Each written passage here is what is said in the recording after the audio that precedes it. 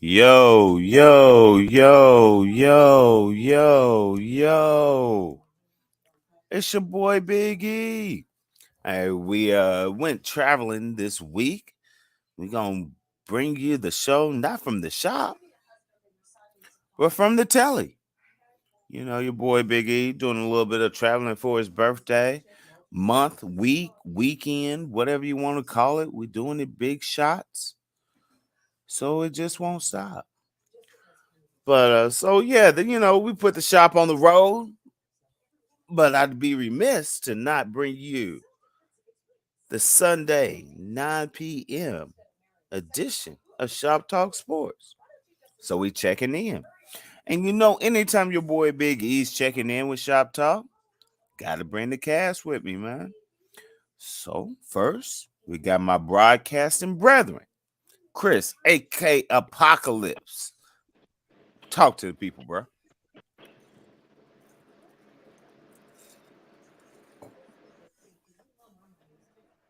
Go Pac, you got anything to say to the peeps? Mm-hmm. Yep. Yep. I agree with all of that. So it looks like we got a little technical difficulty on that side. But you know what? Even when that happens, still never solo dolo. Always got the mastermind, Jay Wall the Don, aka Jay Wall the Jerk. Talk to the people, fam. Yeah. What's happening? Final Four went down in a big way. Can't wait to talk about it, bro. Oh, brackets are busted left and right, my friend. Horrendous. Oh, snap. And you know it, you know it, you know it. We got, sure, man. This man slide through so much. I don't even know if we can call him a special guest anymore. But the panelists, the real KD in the building. Check in with the people, KD. What up, what up? This is your boy, the real KD, two stacks and four plates in the building. That's what's up. That's what's up, man. So, Jay Wall brought it up, man. Final four, man. We knew we talked about it last week. We had some close games. Games did not disappoint, but I'm just going to cha slide on them. I'm still in mourning. I'm still hurt in my soul. So we're not going to talk about the men's Final Four first. We're going to talk about the ladies. So the U of L Cardinals slid into the Final Four. Uh, Ran into South Carolina, the overall number one seed, and the number one seed for the entire season. So the Lady Cards ran into them. They tried, but man, South Carolina is a monster. The Lady Cards got I ain't even want to say got smacked around. It was actually a really good game.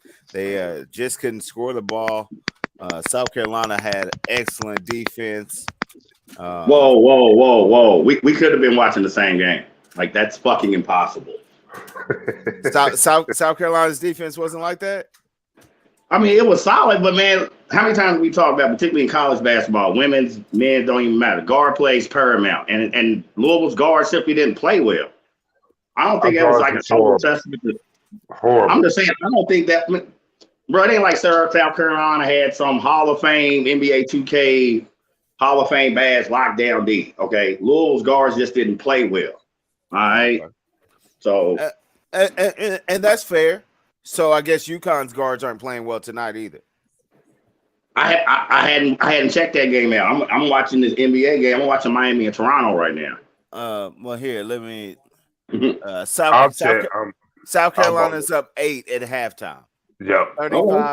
35-27. Now, once again, I'm going to put it in perspective because South Carolina came off the gas pedal a little bit. The first quarter was 22-8. All right. Okay. So I get what you're saying. I get what you're saying about Louisville's guards didn't play a good game, but I'm going to go back to the point, which is you just think they didn't show up to play that day? Did they all, get sick. They all got a touch of the COVID. They just I mean, scared, nerves. I, I mean, there's a reason why they didn't play well. They And I started. mean, They started off nervous though. They started off like that because that's the reason why Louisville was down 11-2 before they sat back and even called their first time out. well, I mean, here's my thing though, man. I mean, let's be real. If you was playing some chumps, would you be worried? Would you be nervous? I mean, at some point, and I get it. I get it. I mean, everyone's got to take ownership of it. They might not have had their A game, but to me, whenever you're talking about a basketball game, a football game, a softball game, a baseball game, fucking a game of cribbage or a damn game of checkers, and you say, "Man, we lost, but you know, I didn't have my best game." Why didn't you have your best game? I mean, let's stop acting like at a D1 level in the Final Four that these kids ain't amped up, ready to play, blah, blah. I get nerves. I get that. But let's stop acting like, cats just took a night off, whether it's boys, girls, basketball, football, whatever. Right. Listeners not say, man, our guards were just ass. Have they been ass all season? No. but we're not talking about all season. We're talking about this particular game. And I mean, and for me, that's the first thing. I'm saying that's the first thing I could point out. Guard play from the Lady Cards was not up to par. I'm not dismissing anything you saying. Right. Okay. And something me and Kev talked about, and I'm gonna probably get lit up in the Cardinal fan group about this when I do my post. But the point of the matter is, 4 trips to the Final Four for the Lady Cards in 10 years, no championship. Okay, what's the point of fucking setting the standard? You know what I'm saying? And wanting to reach that upper echelon and then fall short. Like when are they finally gonna get over that proverbial hill? And I love Coach Jeff Walls. I love Jeff Walls. Y'all know my nickname for him, Dr. Dexter's Lab. He got the beakers and the petri dishes cooking up shit. But I mean, enough's enough, man. Like, enough's enough. Simple as that. Like, don't set that standard for me as a fan and then not be able to follow through. Sometimes you have to set the standard to meet the standard. But that's what I'm saying. 4 Final Four trips in 10 years for the Lady Cards. And they got no championship to show for it. Early ACC tournament knockout this year. I mean, come on, man. Like, trophies and banners at the end of the day is what fucking matters when it comes to D1 hoops. I disagree. And I mean, hey, that's a great point. Yeah, I'm done. But I just gotta ask. I mean, what do you expect? I mean, I understand wanting to win a ship. Wholeheartedly. Right. But out of 180 something teams, you're one of the top 4 in the nation. Now, I'm not saying, I'm not saying we don't want to ship, but I don't think that's a failure. And let's also look at, I mean, UConn was down this year, but yet they're playing in the championship game. They're getting drugged. They get drugged. Right. Very much. Right. But I mean, it's still UConn, right? Still UConn. Right? Yeah. UConn's in your conference. You play UConn every year. You've got the glitch in the game every year. All right. And I'm not making excuses, but to get to the Final Four is, I mean, there's a lot of D1 programs to make it to the Final Four with set their campus on fire. True. And we are talking about building a program that, like you said, 4 times in the last 10 years has made it to the Final Four. Now, let me just put that in perspective for you. Name a Division I NCAA men's basketball team that's been in the Final Four 4 out of the last 10 years. Isn't one. Final Four 4 times in the last 10 years. The only one that I know that comes close is Villanova. Well, Nova won it in back-to-back years, but then they didn't make the Final Four. No, it wasn't back-to-back years. It was 16 and then 18. 18. 16, 18, and then another team you had is that comes close to it is Florida, where they had back-to-back. Yeah, and that was that was more than 10 years ago, though. Right. Yeah. I mean, we got to think. Hey, it happens to me too, Doug. Hey, we getting old. Like, we think of these Florida teams and Joakim and Beal and them. Right. But that was, like 06, 07. 06, 07, 08, 09. We in 22. Right. we getting some age on us, bro. Yeah. But, I mean, and once again, UConn's in that list. I mean, shit, UConn's there every fucking year. I mean, it just is what it is. How many years consecutively? How many years consecutively again are we talking about? I'm sorry, my bad. Well, Chris was talking about U of L's girls have been in the Final Four 4 times out of the last 10 years. And my whole I got you. Yeah, I'm like, hey, I understand wanting the ship and being able to push it over. 2 of them they lost to UConn. Both of those games they had a lead to UConn. I mean, so they were in the games, they just couldn't finish them out. It happens. But I mean, but that's the point. Why does it keep happening to them? I mean, we're talking about a 10-year span, so it's impossible it's the same players on these 4 teams I'm mentioning. You know what I'm saying? So it's like, why does it keep happening when they get there? Well, I can tell you a couple: Maya Moore and Brittany Griner. Well, yeah, because I mean, you run into a Baylor team. Whoops! you run into UConn, who's probably Maya Moore is probably one of the best scorers on the collegiate level. Yeah, ever.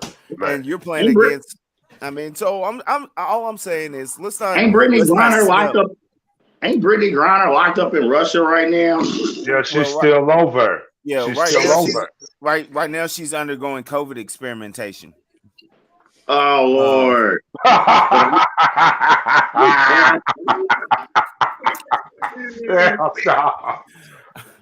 I mean, that is fucking hilarious. I'm just keeping it real, man. They might find something. She gonna come back and there will be no more WNBA within a month. Like they have all dropped like flies. Like, they don't put. They gonna be out. They gonna be. Hey, J-Wall, they all gonna be in the locker room smoking a blunt together. That's what got you in this predicament. But, right. Hey, you know, I mean, we all from that X-Men generation. I know most of y'all are Marvel fans. Yeah, she gonna come back looking like the Scarlet Witch or Quicksilver. Dag. They gonna put something in her. Shit, as big as she is already, shit, that bitch gonna come back like not. Yeah, she gonna come back looking like She-Hulk at least, bro. You know what I'm saying? Like for real. when they put that good Russian shit at her, man, fuck that. Right. I can see it already. Real, like, man, fuck it. But all I'm saying is watch out for the next Olympics for the motherfucking coldest Russian boxer, Brandon Reiner, come out of nowhere. This bitch come out there looking like Bane and shit. Right. This is Brandon Smirnov. Stop asking us why he kind of sort of looks like Brittany Griner on steroids with a shaved head. Don't worry about that. Just know this is the coldest boxer in the land. She'll be looking like she'll be Is she looking like auditioning for G.I. Jane too? Nah, bro. She gonna be looking like shit. Bro, see, I threw a joke out on Fiasco about how if I was Chris Rock, I'd have been like, well, I could have said something that had a bitch look like Reggie Miller. And nobody took to that nobody took to that fucking joke. I was like, you fucking assholes. Tell me Jada Pinkett don't look like Reggie Miller in that fucking So what you saying is that that Rock took it light on him. Giving her the G.I. Jane.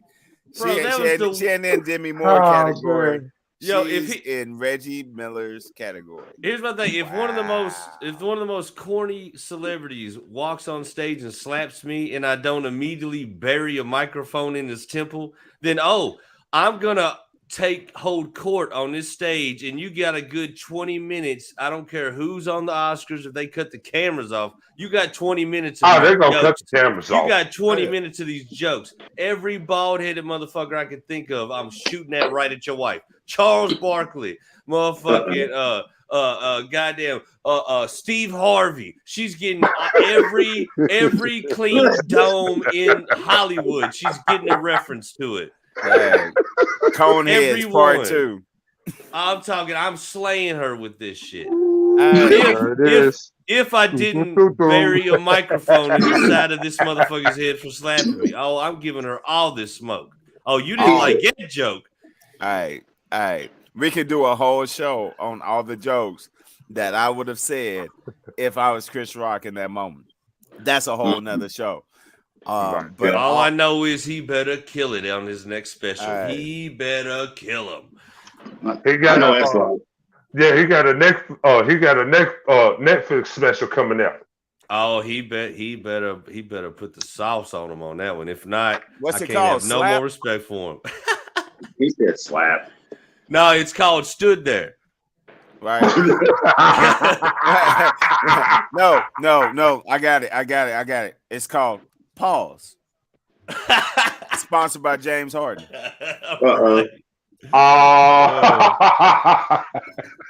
That's fucked up. Oh man. Y'all we can do this all night, bro. No, we're not. No, that's not. But no, hey, shout out Chris. I mean, that is a very valid point, and just getting back to the script. I mean, I appreciate it, and I know exactly what you're saying, right? And as Meek might say, there's levels to this shit, right? Mm-hmm. And I mean, with the teams, now let's not forget. I mean, Walls has some solid history. He came from Maryland to take the job at U of L, right? And probably pulled one of the greatest okie dokes in women's NCAA basketball history when he brought Angel McCoughtry with him, basically from the DC area. Thank you, Angel. Thank you, Angel. Which is really when U of L got relevant and really made some noise and started establishing that culture. Now, like I said, though, there's levels to it, right? So Walls and those teams have done a phenomenal job of being relevant, right? And better than downright scary teams.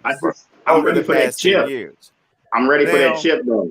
I'm ready, and I get it, but the key to that is,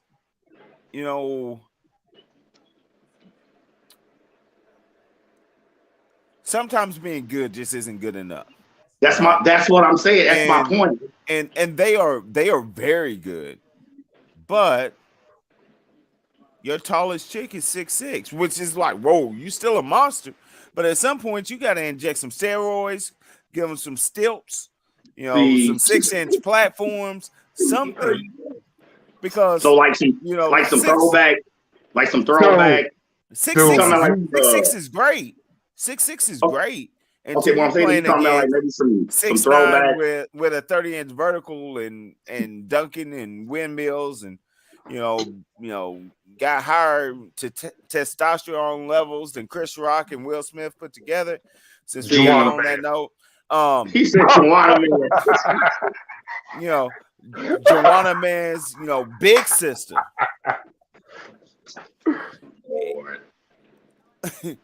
When you're playing against those types of players, being good isn't good enough. And that seems to be, once again, when you look at the teams they're losing to, South Carolina doesn't. I mean, South Carolina. I mean, they chick, she big, bro. She big boned. She's ball height. Yeah, she big boned. Yeah. She's 6'5", bro. No joke. And like she was 6'5" and skinny either. Like she's a big girl. But what I'm saying though is, it's kind of like what we talked about last week with St. Peter's, right?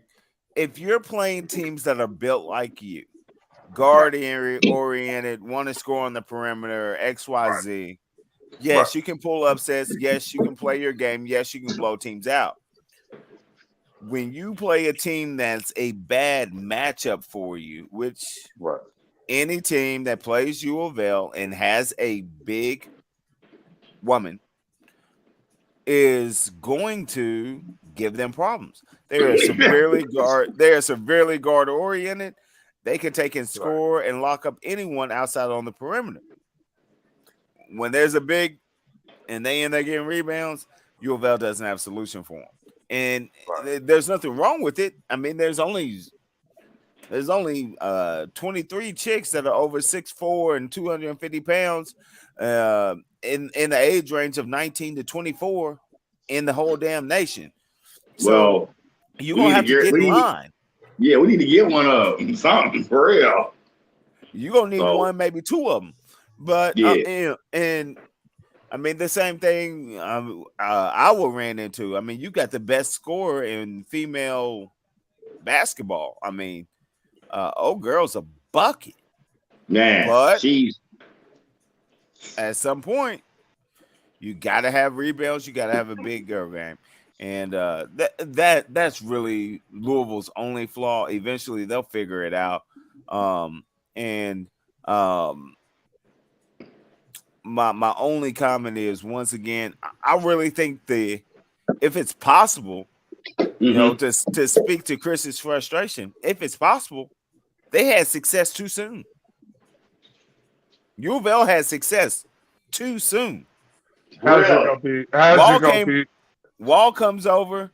I want to say it was his first year after leaving Maryland with the squad with Angel, Patricia Barlow, Candace Bingham, Brandy Ratty, Laura Terry, and they start knocking teams off. Give UConn two of the best games they had all season. Make a deep run into the playoffs. I think they actually made the Final Four that year. Had a double-digit lead against UConn, and UConn came back and blew it.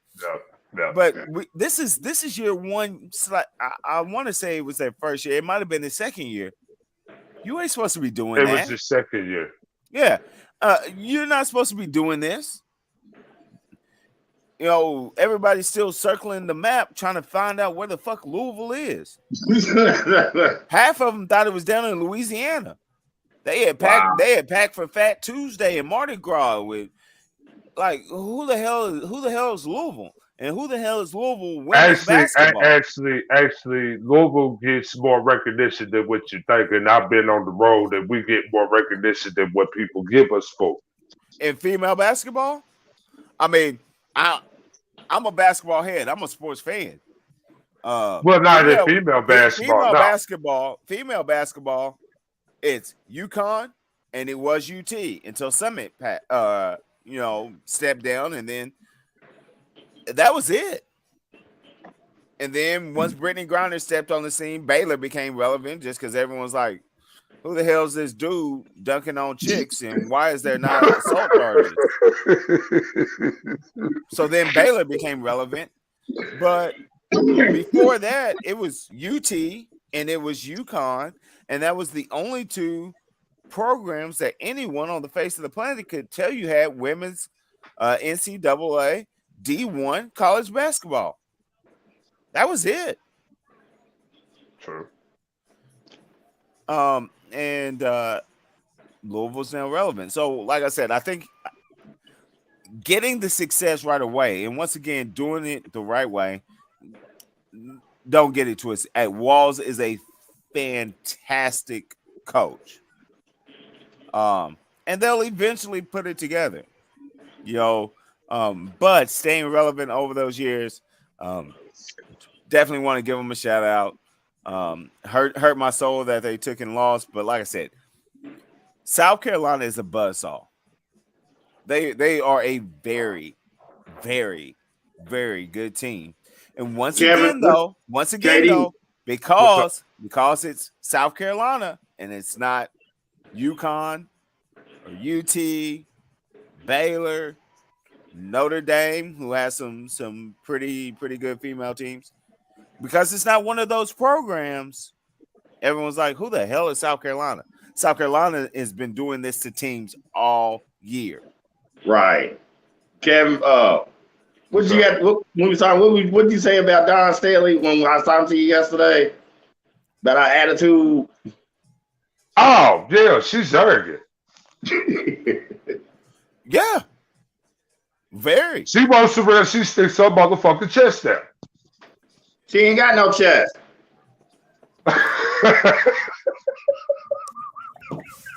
Beep, beep, beep, beep, beep, beep, beep, beep, beep, beep, beep, beep, beep, beep, beep, beep. No lie detected. No lie detected. That's all I can do. I mean, I get the gist of what she's saying. It's just say it with the chest. I mean, we just keep it 100 with the people. I mean, he didn't lie. Hey, I mean, there was no lies detected on either point. She is cocky as hell. But guess what? Yeah. Hey, when you walk in the walk, Probably got a bigger cock than she does tits. I'm done.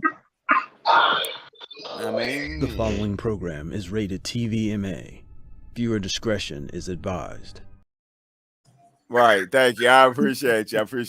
I mean, she is a gamecock, right? oh, Hey, zinger!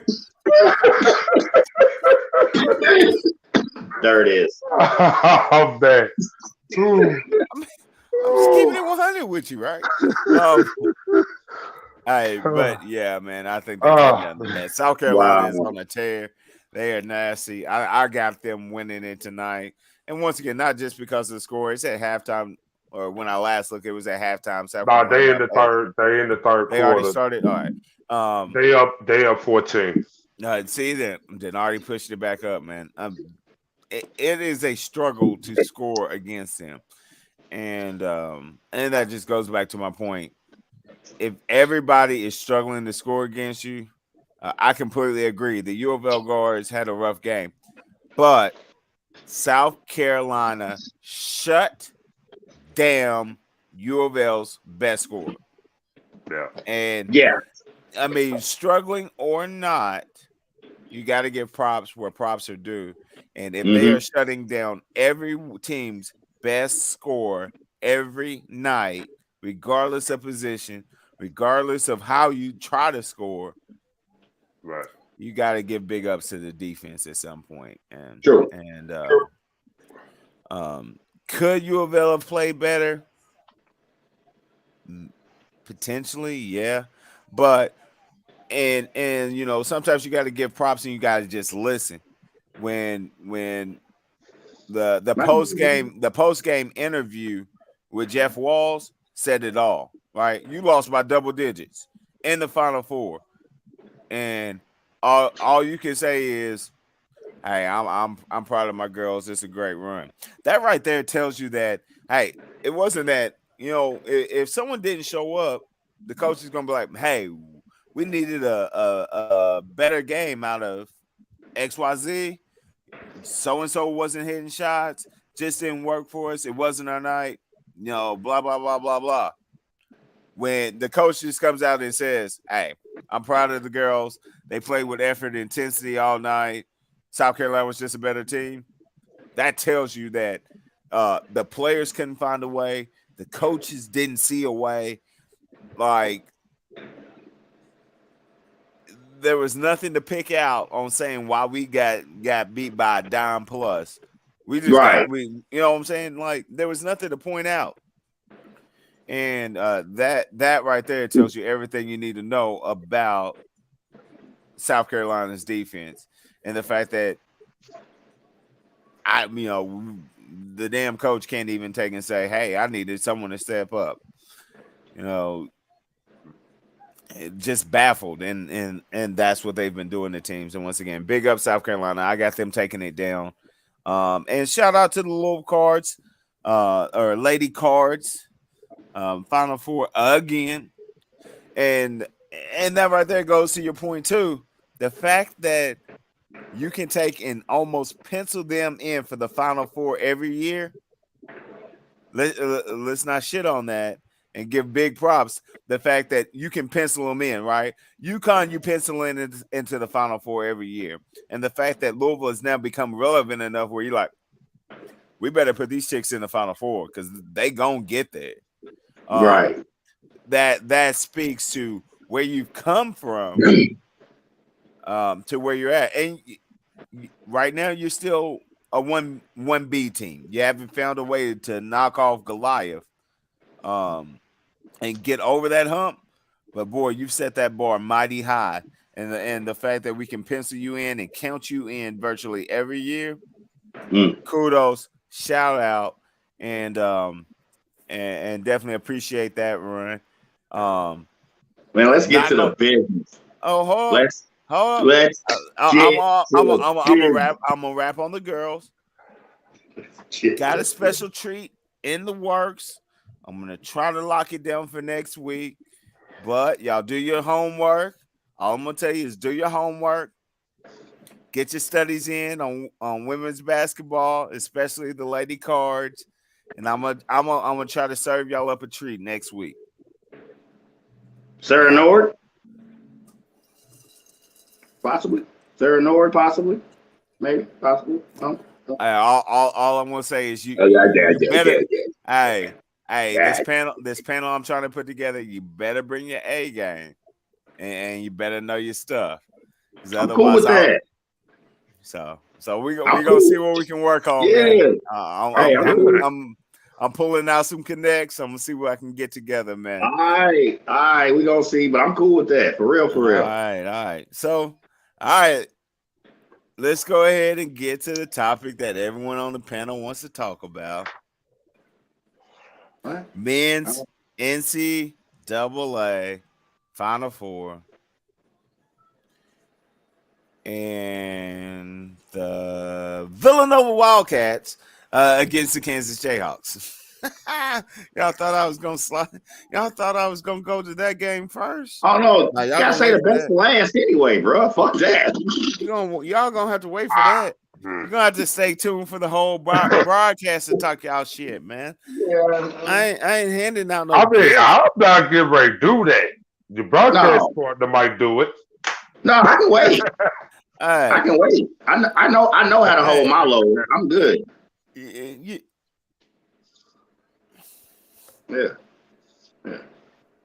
I can wait. I can wait a long time. So I don't mind waiting a little longer. I don't have like issues like the rest of you motherfuckers. You know what I'm saying? Yeah.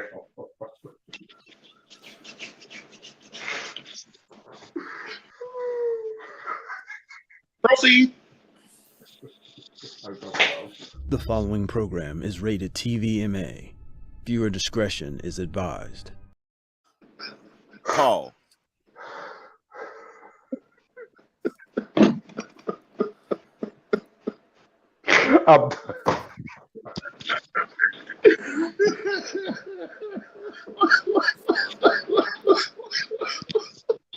Hey, man. Hey, J. Wall, we need one of those Grant or Oscars blackout moments where you can just take and turn the damn monitor off for 20 minutes, and then when you come back, motherfuckers is just cussing with no audible or whatever. Dog. I mean, hey. Oh, I got it. Don't you? I got that action. Just you just give me one moment here, sir. Let me go on and take care of that for us here. We need a blackout moment. My friend, my guy told me.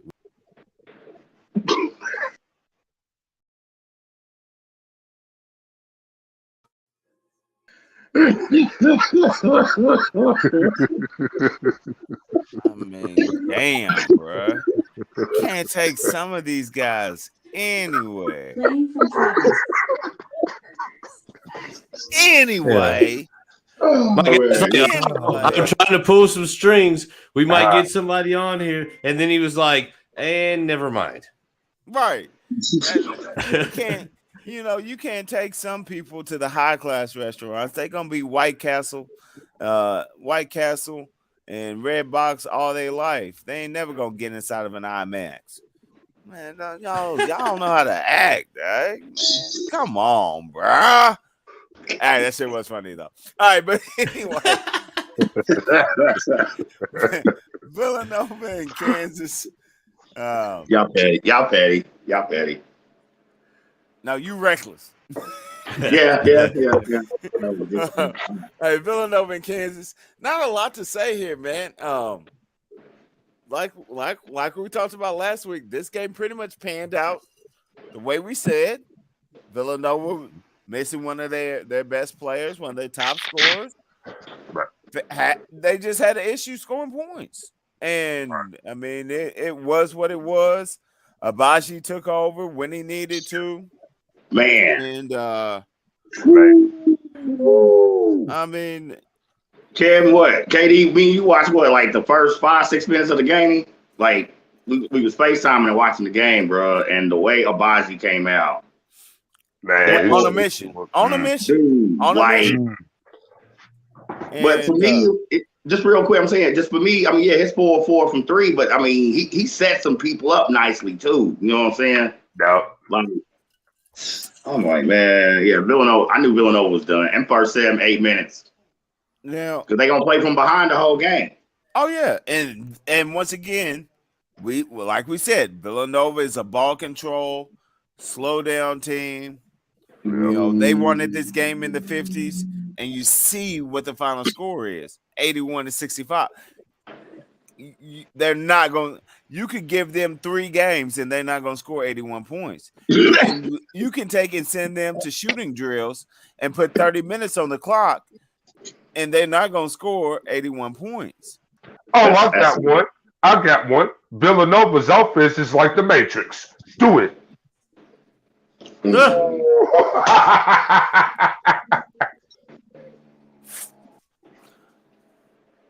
Dang. Yes, Dane. The real Katie said that shit, Dane. You're right. I mean, sure, we'll roll with it. Why not? I mean, only thing I was gonna say is, you know, Villanova's offense is like Santa Claus. We hear a lot about it, but I still ain't seen him. You'll never see his ass. But anyway, Villanova's offense be on a milk carton like a missing child. Missing in action. Right. That's Villanova's offense. But I mean, that being said, when we talked about this game and we broke it down for Kansas, we said 2 names. Right? We talked about Abaji on his grind mode, on attack mode. Man. And that's what he did. Now, I'm still not going to give him a pass. I'm not going to give him a pass yet because he's still my man had 21 points, but he's still a better player than what he played like in that game. And here's why. He is an athletic freak. And his stat line was 6 of 8. 8 shots. 8 shots. in the entire game. 6 of 7 from 3, which is impressive. Hold up now. Let's not say it's not impressive. 6 of 7 from 3. So that means you took one shot in the paint or one shot inside the arc, which you missed. You still scored 21 points, but you still got to do better, bro. Like, where's the back screen? Where's the back screens? Where's the drive? Where's the get to the cup? Where's the fast break buckets? Well, he went 3 for 3 from the free throw line too, though. He was still driving too. And can we all 6 of 8 from the field? Okay. 6 of 7 from 3-point line, and 21 points. So I hear you talking about the free throw line, but that means you only hit 3 free throws. But when I can do the math. But when you look at that stat line, you want to talk about he could have done more. For one, the efficiency. Like you said, he only took 8 shots from the field total. Oh, sure. He started 4-4 from 3. Okay. Yep. So you look at 21 points on 6 of 8 shooting. I mean, that's efficient, man. So we know. That's what I'm saying. We all know as hoopers, he could have had a 30-piece. But that's the whole point. Obviously, plus, did you forget about McCormick in the paint and the work he was doing? That's what I was going to hit at. He was the next piece. He was the next piece. And who was that was the other name that we talked about last week? JD. Who was that other kid on the wing, too, for Kansas? I mean, Kansas had a balanced attack. Abaji didn't have to take that many shots. That's the whole point. You talk about Brown. Not Brown. Yeah. Braun. Listen, even if Moore would have played, because we all agree of how pedestrian, you know what I'm saying, Villanova's offense is, okay? So even if Moore would have played offensively, one, Kansas had too much firepower offensively. And if you watch the game, you see what, KD, what was it, the first 4 or 5 possessions straight, Bill Self did a Debo defensively. Man, fuck his shit. Let's jump him. He jumped him with a trap, dude, the first 5, 6 straight possessions of the game. Genius, right? Genius. Because you're trying, if nothing else, you're trying to speed up a slow-paced team, right? Right. And force them into mistakes. Genius right there. Yeah, that's coaching. I came from a coaching standpoint defensively. There is no way I can front on Bill Self on that one. Like I said, me, Katie, we watched first 5, 6 minutes of the game together, FaceTiming, man. It's like, damn, he jumped the shit out of them with that trap.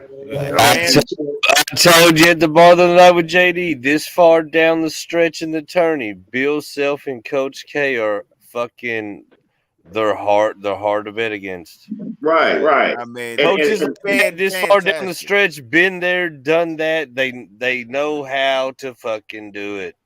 Yeah. But I'm saying, I don't think Moore playing would have made that much of a difference. Maybe we're talking a 10-point win instead of 15. Right. But Kansas offensively had too much fucking firepower for them.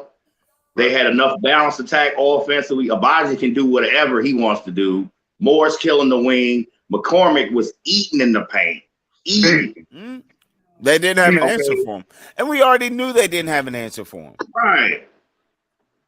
We knew they didn't have an answer for him. No and answer.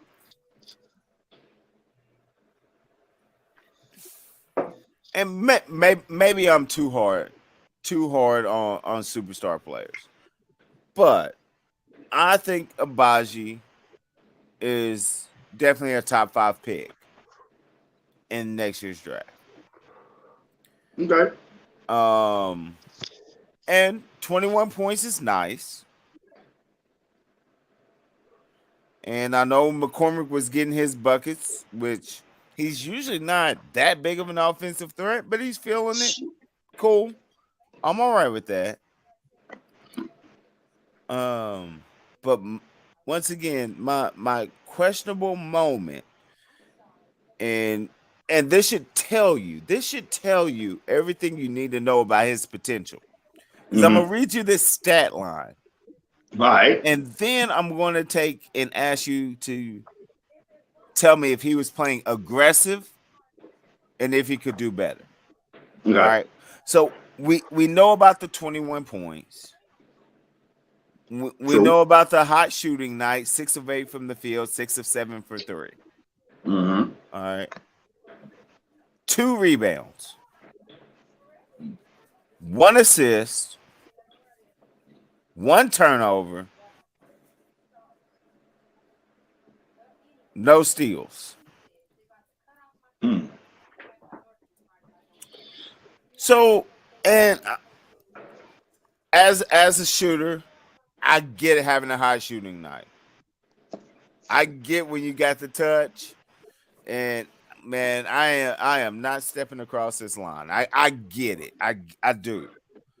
But the problem I have is when I read that entire stat line, if I wasn't just talking about the shooting and I didn't tell you he had 21 points, I told you he had 2 rebounds, 1 assist, 1 turnover, no steals. Does that sound like a player that's playing like he's the best player on the court, playing aggressive, playing strong, and trying to make things happen? Yep. I'll tell you the reason why, because he's getting it within the team. He's getting it within the framework of the offense. And I get that, but inside the framework of the offense, you don't have any dimes. He wasn't the Inside- primary. And He's not the primary ball handler, bro. and inside of the offense, you don't have any rebounds. So tell me, what about offense impacts my offensive rebounding or my defensive rebound? Okay, it wasn't going to be a lot of offensive rebounding because Kansas shot great overall as a team from the field. And, I mean, I think McCormick just ate everyone's rebound. I get what you're saying. As a guard, you know what I'm saying? With his Right. size. I mean, I'm not. Okay, it's so easy to get so caught up in the numbers. Okay, well, what I'm saying is, as I'm watching the game, I mean, game flow. I mean, you a hooper, you should understand that. Especially since you say you're a scorer, and that's what he is. Some guys are shooters. He's a scorer. They mentioned how they gave him. He took what they gave him, and they said, and a lot of it was, more athletic than us. We are not going to let you get to the cup and dunk on our heads because we can't contest you at the rim. And I get that. So they backed off. He knocked down the jump shot. I get that. But I'm still looking for something on the fast break. I'm still looking for a size up and a drive and a kick. And you might not get an assist stat, but and maybe I'm just missing it, because it doesn't show up. There is no hockey assist. But I'm missing the aggressiveness. And I get there's not a lot of shots out there. And once again, McCormick did his work on the glass. 12 rebounds. 12 rebounds. Wow. No. My bad. I lied. McCormick had 9 rebounds. Wilson had 12 rebounds. Okay. So Wilson. Yeah. So your bigs was sewing up the rebounds, and I get that. And then the other guy, Lightfoot. No. Lightfoot had He had 4. He had 4. But I thought he had at least 6 or 7. But yeah. Here's the worst part. Their 6th man, Remy. little ass, Remy. Bruno Mars wannabe. Remy Martin had 5 rebounds. Yeah. So let's not say there wasn't any long rebounds. Let's not say there's not an opportunity for the guards or the small forwards to attack the glass and get a rebound. There were some rebounds out there because little ass Remy Martin found 5 of them motherfuckers like they were Easter eggs. And then when you talk about long rebounds, I mean, Villanova missed their first share of perimeter shots, whether it was a 2 or 3. You know what I'm saying? So, I mean, I get what you're saying, bro. I mean, I get it. Yeah, I get it. But I'm not gonna knock that performance. It's not hate. Like, I love Abaji's game. Mm-hmm. And I love his frame. Great size forward, inside, outside game, fast break, dominant. He reminds me a lot of a smaller Giannis. Giannis. Giannis, But that's the type of player he is. because he's well rounded. He's well rounded, can do a little bit of everything. He's on the defensive end. He doesn't get enough praise for his defense. He plays some strong defense, and usually, if somebody's in hibachi mode, Right. he's the one that steps up and takes on the challenge. Right. Well, my thing is this, like I said, my fault. Go ahead, KD. My bad. Hold on. Uh-oh. What I really think about you, because I'm not really too high on him, because for one, he's too inconsistent for me personally, and he reminds me of a star that came out of Kansas that was the #1 overall pick for the Minnesota Timberwolves. Oh my God. You're damn right. I went there. He's doing it. He call that nigga Andrew Wiggins Sportz. You're damn right. He reminds me of him though, because the inconsistencies is there. I'm just, hey, Do your thing, bro. I gotta call it for what I see it. I mean, I think he's better than Wiggins. I don't think Wiggins is a bad player. I think he's not a bad player now. He's system dependent, and Man. and like I said before, whether it's college, whether it's NBA, we don't put enough emphasis on it. But the system you go into will determine your success. True. Okay. True. The greatest. The system will determine your whole career, for real. Right. If you really Right. The greatest shooter. And once again, we old heads. We didn't see some people that can shoot the pill. I don't give a damn. Go argue with your mama. The greatest shooter from the NBA, Steph Curry. I disagree. But anyway. Steph Curry played for fucking Davidson. All right. If Steph does not go to Golden State, a team that was super irrelevant, had nothing to lose, and was willing to say, all right, I'm just going to roll the ball out, man, you go do you. He would not have improved his shooting and would not be the scorer, the player that he is now if he was not at Golden State. If he was at the Celtics, for example, right? Where at that time you had Ray Allen, you had KD, you had Paul Pierce. You don't get to run up and shoot 35-foot threes. No. Do you see these established motherfuckers that need the pill? Get them the ball. That's your job. Exactly. You know what I'm saying? So the system that he was in, which is shit, we can't win a game. Right. We ain't got a W since the last time we took and wrote the alphabet out on a napkin. Right. We ain't got nothing to lose. Go play. Go be you. And what that did was it allowed him and Clay to create a culture where shit, we run a gun, we shoot the damn thing, and it worked. Right. You put him on an established team, you put him on a Celtics, you put him on a Lakers, you put him on a Knicks. And not because the Knicks are that fucking good. Yeah, you said established team. They've got a history, right? No, they got a brand. They've got a way that they play. Put them on. Right. You put Steph on the damn Spurs and see how quick his ass gets benched by Pop. No, Greg Pop would have slapped the shit out of him the first time he pulled a 35-footer, bro. Right? So system like in the game, the system plays a whole hell of a lot more of an importance than we as fans give it credit for. Right? No, we are fans. We understand system makes players. Those fans don't get it. Okay.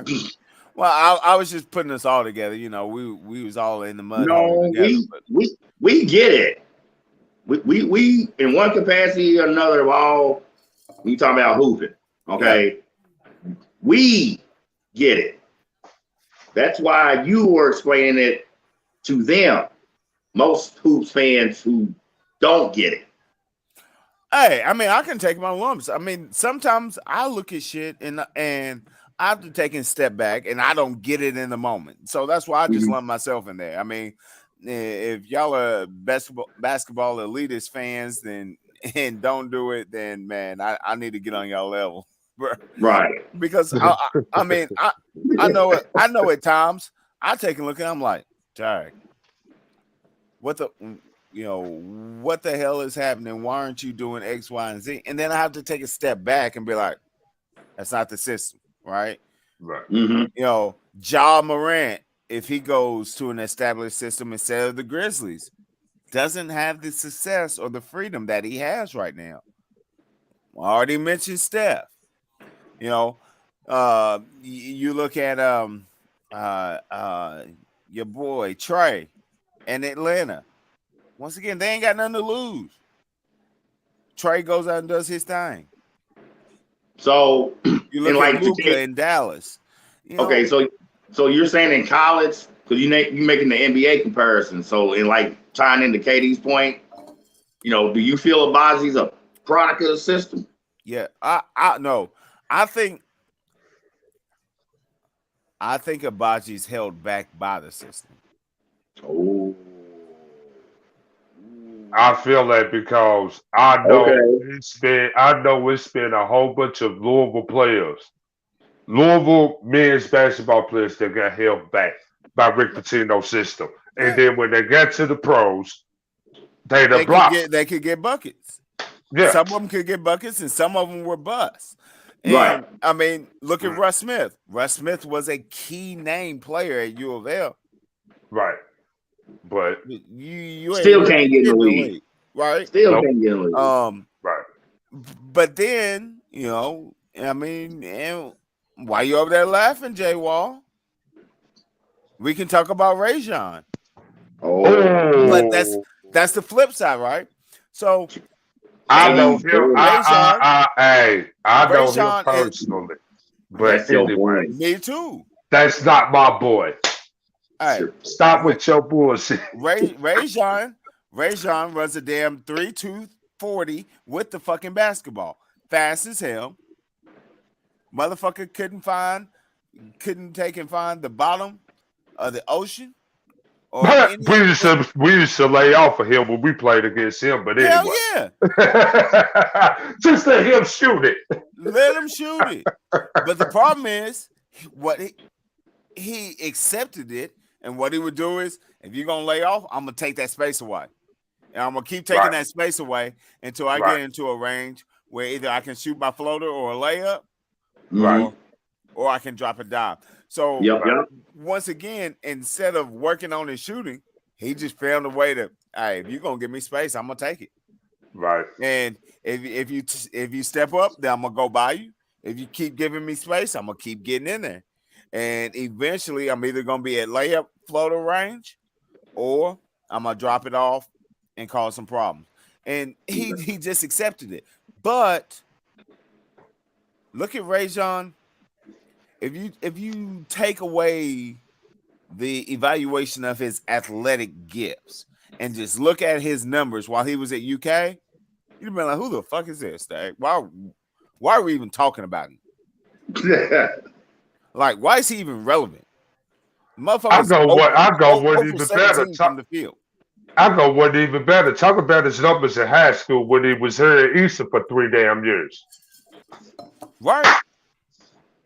Why the hell is he getting this recognition? Because what happened to him was he got around with the right people that helped him get to where he's at today. Exactly. But all right, so as objective fans, the motherfucker is cold on D. Well, I mean, he old now. Shit, we all old. Yeah, he's always had that. He's always had D. Always had that. He's always had stupid handles. Oh, yeah. He's always had Sonic the motherfucker. I felt it a couple times, but anyway. Right? He's always had Sonic the Hedgehog speed. And he's always had Mr. Magoo's damn vision when it comes to a jump shot. Right. Yeah. He'll be sitting up there building churches on Sunday afternoon. They coming up. He building churches on the Sabbath. I mean, ain't nothing wrong with doing the Lord's work. He's sitting back and building Jewish churches and building and having bar mitzvahs in it. That would be a synagogue, Katie. It's a synagogue. yeah. Well, the synagogue. Well, I'm saying for all our Jewish viewers, all two of them.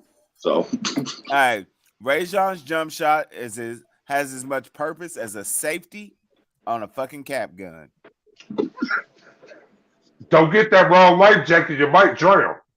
Fucking with his jump. Yeah, his jump shot hurts my soul.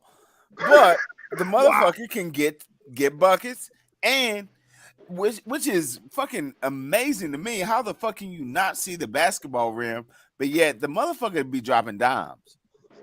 Like court vision's on fleek. Yeah. But you can't see that motherfucking orange rim. I think your ass colorblind, dog. He can't see that damn rim to save his life. But he be dropping dimes. And once again, they put him in a good system. Went to the Celtics. I can't shoot, but I got 3 cats that want to rock. Hey, I can get you to rock all y'all want. And it works. So the thing with Abaji is I think that he falls into that category where the system holds him back. I think he's holding back because of the system. Let me rephrase it. I don't think the system's holding him back. He holds back because of the system. okay. And I think that's a casualty when you go to any program that has a strong coach, like a Self, like a Izzo, they've got a system. And you will play my system. And if you don't like it, you can catch this motherfucking pine or you can transfer. And I'm cool with it. Well, here goes another option that these kids got too. They can sit back and go to the G League and just go out and just say, the hell with college. We go to the G League. They could. But once again, I'm at Kansas, a school known for basketball. I'm on a full ride. What harm is it playing your system? And I think what it's done, though, is it holds him back a little bit. I think once you get him in the league, he will be a problem where it's more up and down, free-flowing, because he's got the skill set. You can look at him and see the size. You can look at him and see the athleticism. Once again, let's not get it twisted. Spider D, Donovan Mitchell. Spider D spinning his web throughout the league. Was a 6th man for Louisville. That was his freshman year. His sophomore. That was his freshman year. Was the 6th man for Louisville. Now, he was getting buckets when he came in. And please tell me who was better than him. But the thing about Donovan Mitchell was he was known as more of a defensive player when he was here. Oh, okay, but now he's a 45 point. He's a walking candidate. He drop 45. Yeah, buckets. So if you were known for your defense in college, but now all of a sudden you get to the league and you can drop buckets. Hold up, now that seems bass backwards. You can't score on these weak ass motherfuckers in the Big East, but you can get to the league and drop buckets. Now Donovan was getting buckets here. He just wasn't like the best shooter. He was getting buckets. So once again, he was getting buckets, but his ass is on the bench. Yeah, but what I'm saying is, but as a shooter, like he was getting buckets, but he wasn't necessarily the best shooter either. And then you see him now, and it's like, damn, bro, like you have evolved. Right. And I'm not saying it's not because he didn't put in work, right? Right. No, once you get some loot and you can get your own private trainer, it might change. Once you get a basketball court in your basement and you can go shoot around wherever you want, shit might change. You ain't gotta fuck with the project goals. You ain't gotta shoot out of no damn milk carton. I mean, motherfucker, you might be able to get some work done. So the consensus on Abazi, okay? Because like I was just saying earlier, you know, understanding game flow. You know, against Carolina, game may dictate for him to take more shots and quote unquote say be more aggressive in that fashion. Okay, I mean that was just my point earlier when I talk about game flow, and I'm looking at this kid's numbers, and that's the efficiency. We know he could have dropped 30 easily, maybe a 40 piece. Right. I was just seeing a testament to his efficiency: 21 points, 6 of 8 from the field, 1 miss from 3-point land. Okay, you want a few more rebounds, especially as a guard. You know, saying this, I'm cool with that. 5-6 boards, like you said. Remy Ma had 5-6 boards. Okay. You know, I mean, I get a little stuff like that, but see, game flow. You know what I'm saying? Maybe he'll be required to do more going in tomorrow night. Remy Ma, you're an asshole for that, and that's hilarious. Hell no. What happened to Emmett, Sam, Big E? Where you at? We can't hear you. We can't hear you. Actually, we can't hear you. I don't know what happened. No. His mic's not muted. I can see that on my end, but I don't know what happened. I can't hear him. All right. Well, you might have to jump out and jump back in. I guess we'll go to commercial break and see if we can do I need to jump out? Get you together. Why would you need to jump out? Right. You know what? Yeah. All right. Do we know it? Now? I think he's back. Yeah, he don't need to jump out. Oh, but we can still go ahead and hit that commercial break. Peacock. That is the worst sounding peacock ever. You supposed to send Yo, some Chris. right there, man. Yo, Chris. Yo. I'm gonna throw his ad to you, my G. All right. You're all a bunch of fucking assholes. What's good, everybody? You know why? You don't have the guts to be what you want to be. You need people like me.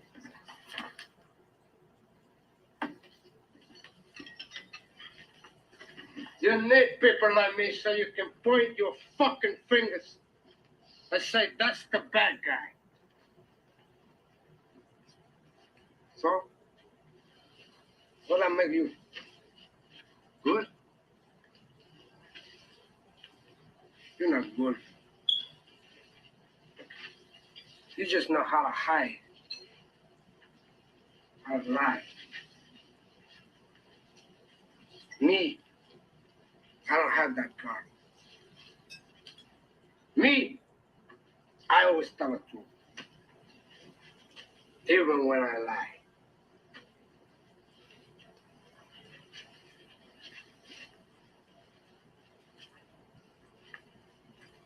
So say good night to the bad guy. Come on.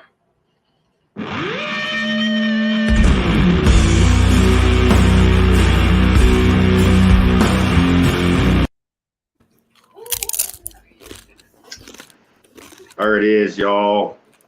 Another final shout out. Razor Ramon, aka Sky Hall. You know what I'm saying? J Wall, dope soundbite, love it. You know what I'm saying? But yeah, man, just toast, you know what I'm saying, tipping our flowers and tipping our hats to them. But anyway, what's really good is you need to hit up our good friend Adrian Richardson with the Peacock line. Y'all already know what it is, okay? Sorted styles, colors, sizes, genuine 100% Italian leather, not bullshit. It's matched with the finest quality of suede, all right? And for the ladies, gotta check out Shell Chic and Unique, Louisville, Kentucky, in-store, St. Matthews Mall. If you cannot make it to the shop, it is no problem. She will help facilitate your orders online via shellchicandunique.com. Any way it goes, you gotta think outside the box and remember, motherfuckers are stylish to save. I won. Yeah. That promo guy, Apocalypse.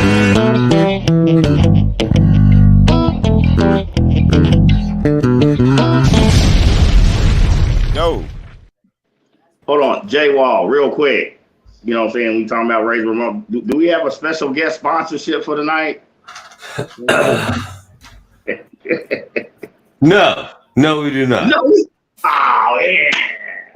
It's not sponsored by the St. Peter's Peacocks. No. You noticed after that loss, I started finding new ads to run, right? I'm petty like that. I see that.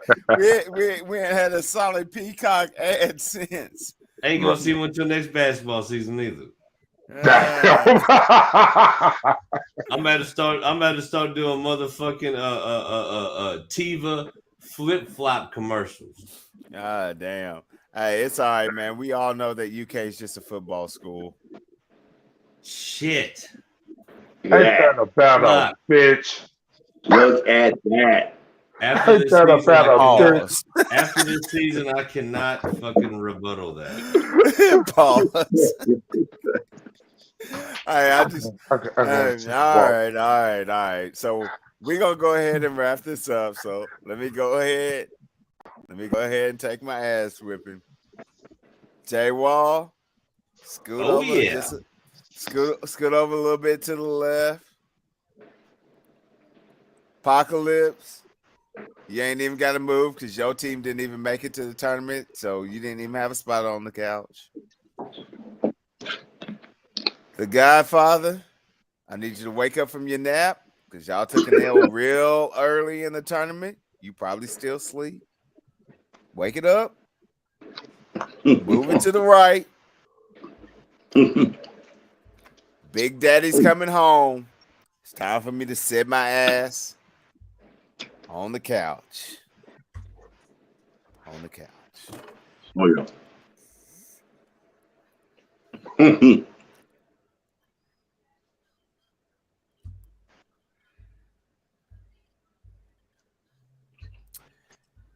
Now,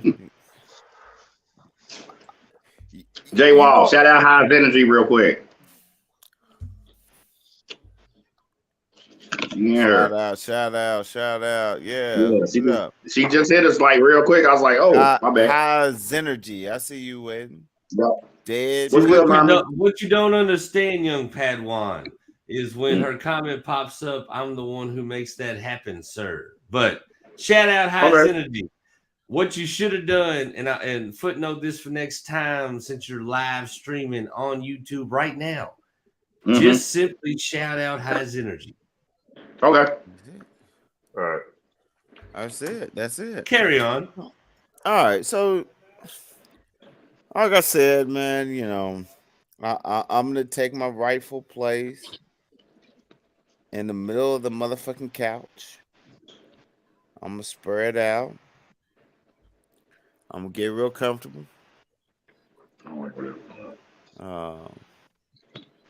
And as much as it pains me, I was wrong.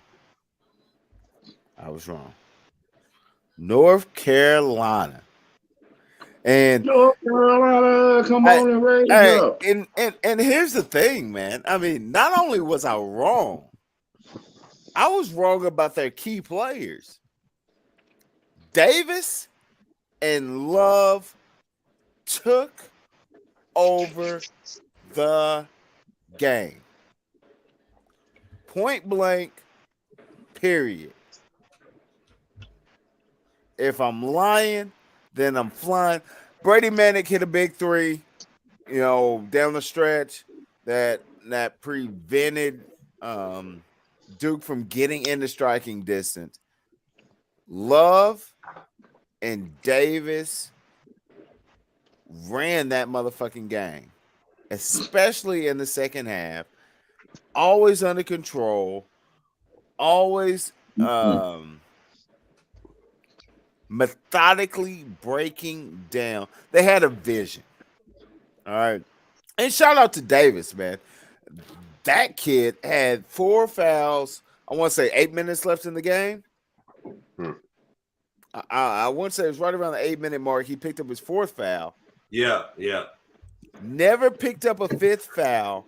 Continued to attack the basket. Continued to make shit happen. Continued to play some solid D. And never picked up his 5th foul. Right. I mean, me personally, and hey, Coach K, man, much love. You did this for shit. You didn't fucking did this at Duke longer than I've been on the fucking planet. All right. True. So I'm not gonna say that I know more about coaching than you. However, if I was on my NBA Live game and 2K. I saw 2K, and He I said saw live like it's still the PS2. Damn, bro. hey, PS2, PS3, PS4, PS5. I don't give a damn if you download it, you simulate it, you playing it on your fucking Oculus 2. It don't matter. If I see a cat that is controlling the game the way Davis is, and he's got 4 fouls, and I got this monster of a guard named Keels. Yeah. I'm cross screening. I'm getting that motherfucking ball in the post. Guard on guard action. Not exactly expecting a bucket, but I'm going to attack him until he is just overmatched or has a moment of stupidity and reaches in for a steal. And I'm getting him out of the game. Maybe I'm oversimplifying this. Easier said than done, obviously. All right.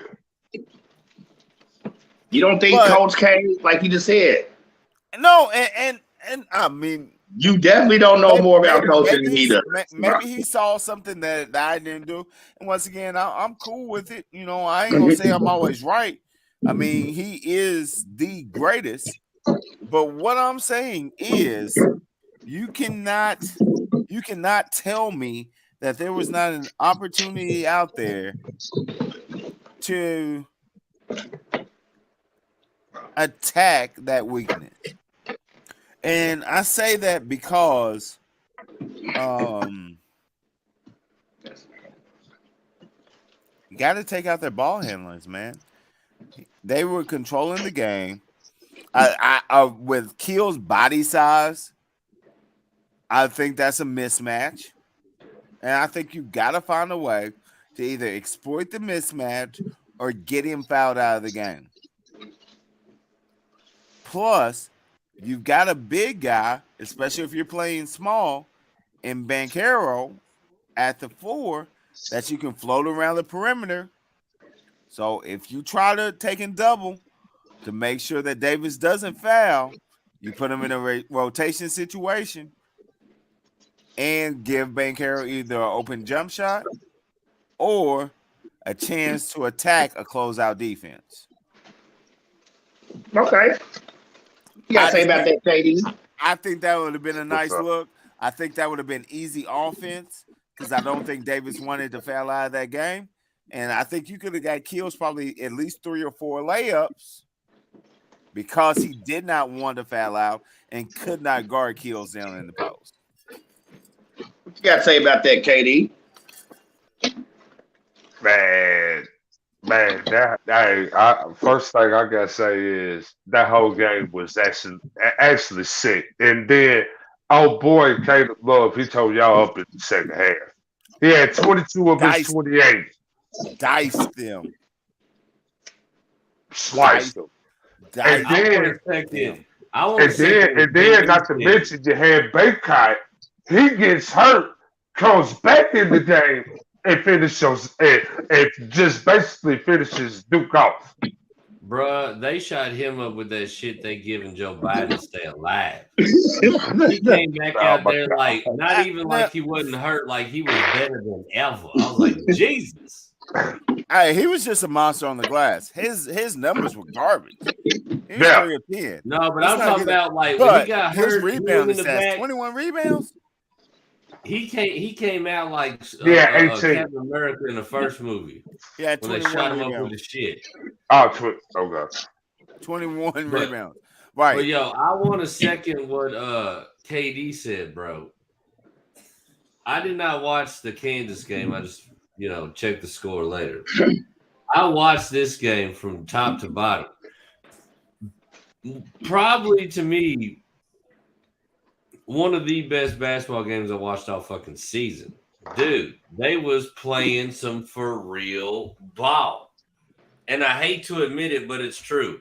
I do not see the Kentucky team that I rooted for so vigorously all season holding a candle to any one of those teams that I watched last night at all. Like, truth be told, I think they would have been way outclassed for UNC or Duke last night. Like, god damn, bro, that was a fucking basketball game, man. Trust me, I love to see y'all lose. And I love to know I don't got to see that rat face son of a bitch ever again. But man, that was a fucking basketball game, up and down. That was a fucking game, man. I love watching it. Absolutely. I mean, luckily, outside looking in, not being invested in any team, for your money, I don't think you could ask for a fucking much better basketball to watch. Damn, it was good, bro. Hell of a game. Oh no, and I can take a loss like that. I mean, UNC beat them. Now, no conspiracy theory, none of that. I'm not gonna. Oh yeah, because we don't do conspiracy theories on Shop Talk. We do Wink, not wink. do conspiracy theories on Shop Talk Sports. You know why? Because we wrap all the tinfoil on our ribs, not our heads around here.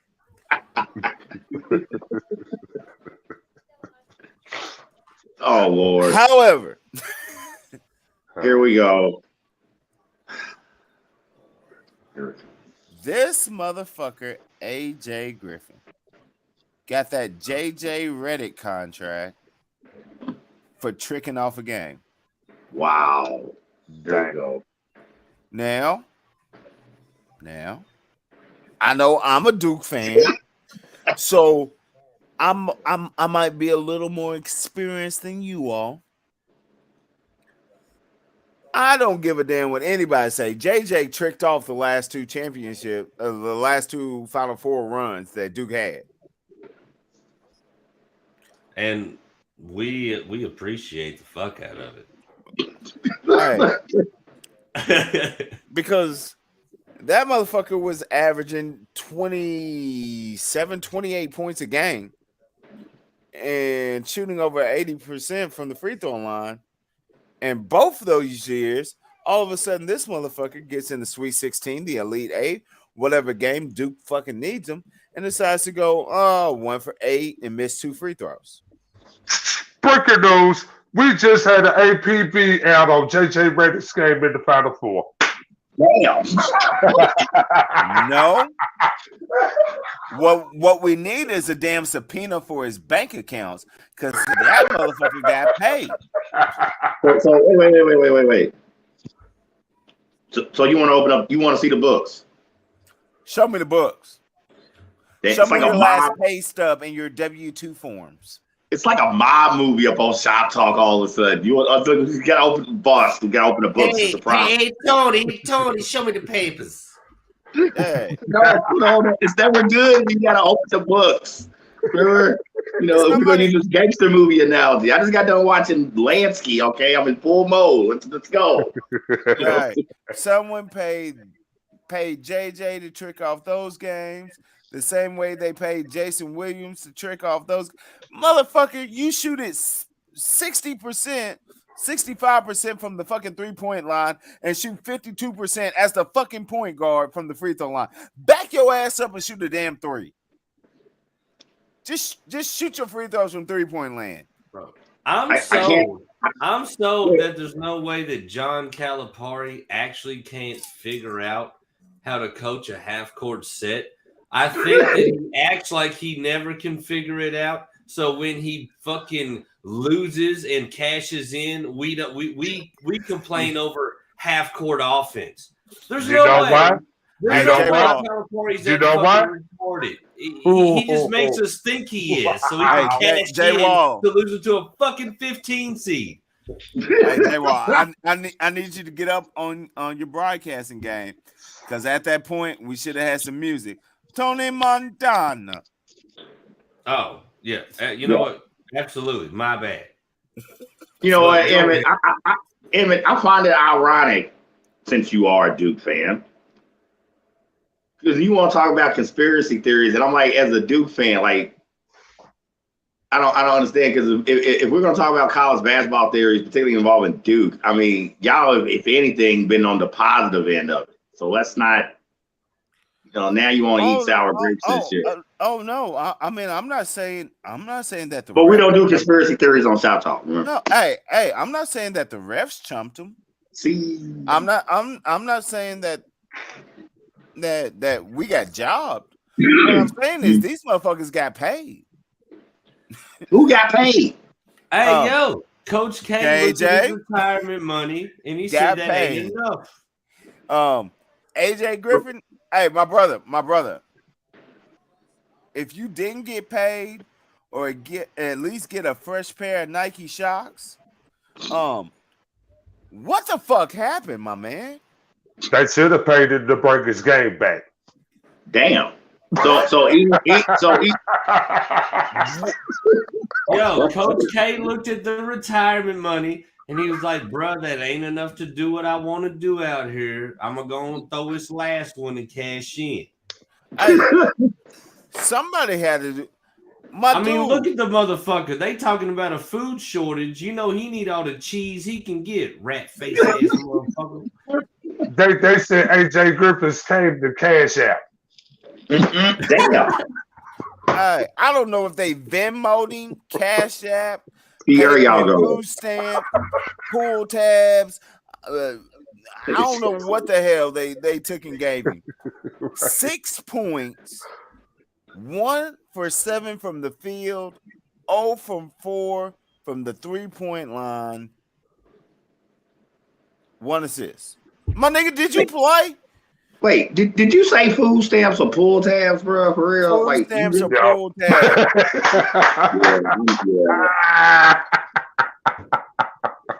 Yeah. I think they gave this nigga 3 used bingo daubers. Damn. Man, Damn. bro. Real, bro. Wow. We going hard on South Talk tonight. This is fucked up. Dang. 6 points, my nigga. Oh man. Oh, He's starting guard in the Final Four for the Duke Blue Devils, who shoots over 50% from the tray, from inside the arc, 30-inch vertical. 6 points, my nigga. And I feel like if you put up numbers, you put up numbers like that in the Final Four to a historic in-state rival. I feel like you should have to pay all your scholarship money back. Hey, They should like, you know what? We revoke it, and you owe us all that bread. Hey, my dude. Not only do you have to pay your scholarship money back, whoever the fuck guarded you on the other team, you got to pay off their college tuition. I mean, damn, they're gonna be having LB Raven News for the next 2 years. Nah, whoever guarded you, you got to let him finger pop your mama. Damn. Hit it. Go ahead and get you one, Jay. Go. Wait, is the mom The following program is rated TVMA. Viewer discretion is advised. And then Chris gonna make it worse, asking if the mom's hot. Well, I'm saying, bro. The following program is rated TVMA. Viewer discretion is advised.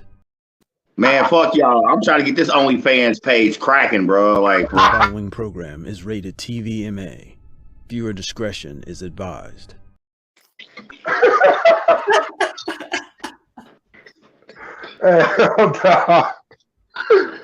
Oh my God.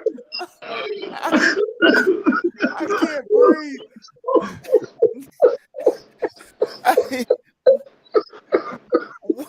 Why was his justification?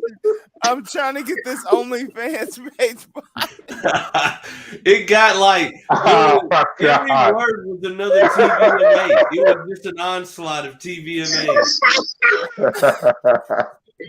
Oh my God. Y'all so petty, bro. I was like, man, I'm gonna try to be good tonight. I'm gonna try to be good on Shop Talk tonight. Hey. It's like, You know it's bad when you try to clean it up and make it worse. AJ Griffin must have visited Chris's OnlyFans page and saw some shit he shouldn't have seen. He was scared to come out because what the hell happened? What happened? What happened? There she is. Shout out. Gotta shout her out. What happened? You want to know what happened? Yeah, we want to know what happened. Tell us, Katie. You want to know what happened? They found him with charges right before the game. Charges? What charges? Yeah. Right. Manslaughter with an ugly jump shot. Dang, see. They should have filled out a damn APB because that nigga's jump shot was missing in fucking action. So his jumper was an assault case waiting to happen, bro. That's felony assault. Lethal weapon. I ain't seen a nigga disappear that fast since both baby mamas showed up at the same party. See, I'd be cool if both my baby mamas showed up at the same party because I'm like, man, OnlyFans, Minaj, it's going down. Hey, it disappeared. It's going down. It disappeared like it owed 6 months of back child support. See, you only said that because he's black, bro. You wouldn't have said that if he was a white player. Oh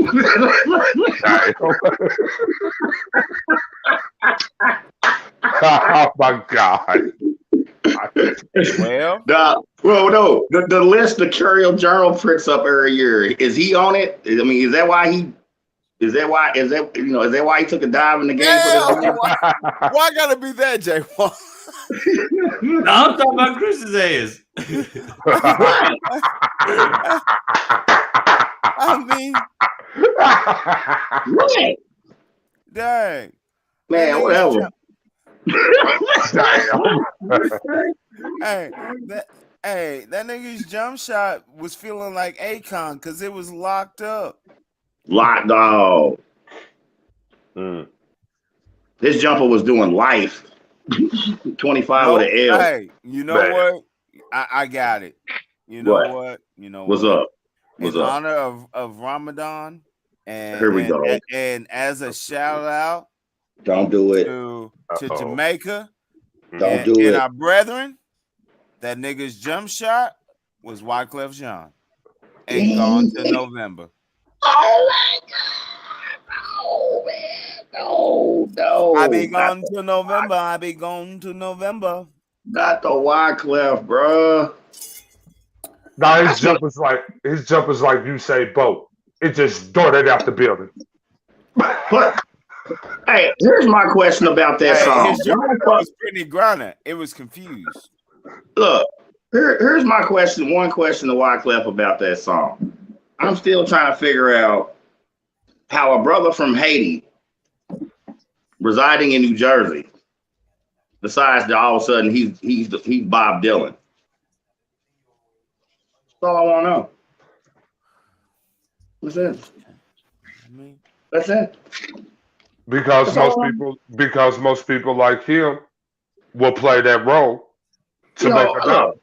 Bro, I'm all about eclectic and particularly when you talk about music and branching out. Well, really gone to November, Wyclef. How do you go from Killing Me Softly, you know what I'm saying, the Fugees and shit, to now you are walking through the middle of Brooklyn in the rain with a fucking acoustic guitar thinking you're fucking Bob Dylan. Get the fuck out of here. And at least be trying to be Carlos Santana. I mean, don't disrespect the man.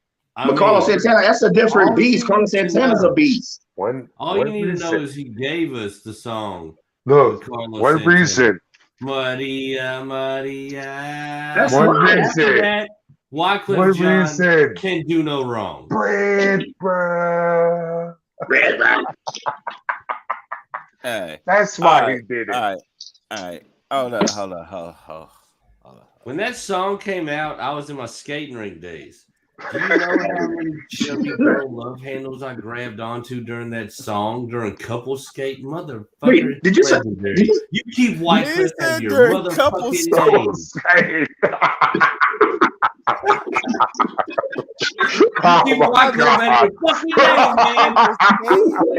These people would never let me put a hand around that fucking goddamn spare tire if it wasn't for that song. Them love handles were mine, and I was in love with them. He said love handles, God. I know, I'm greedy because I always went after chicks with love handles. And I only got one hand, only needed one handle. I'm a greedy motherfucker. Yeah, I don't know why you was talking in plurals, nigga. Hey, wow. Oh, man. Yeah. He went to the couple skate, though. The couple skate, and he meant that. That's how deep me and Wycliffe go back, man. Don't put smut on my guy's name. All right. But look, real talk. I just asked a question, all right? But look, real talk. As a basketball game, and particularly a Final Four, I got no problem saying it. That's one of the best games I've ever watched. Like as a conference basketball. I'm telling you, bro, it was a hell of a fucking game. I mean, because y'all know me, I'm like this stupid historical nerd, and it's like, okay, this is Duke and Carolina, and the first time they played each other in the tournament. Right. How fitting it's in the Final Four. You know, Hubert Davis's first season, Coach K's last season. You know what I'm saying? I mean, UNC gave him his first loss and gave him his last loss. Yeah, which is crazy, man. So just as a fan of the sport, y'all know me. College basketball is my favorite sport, and it's one of the 10 reasons I know God exists.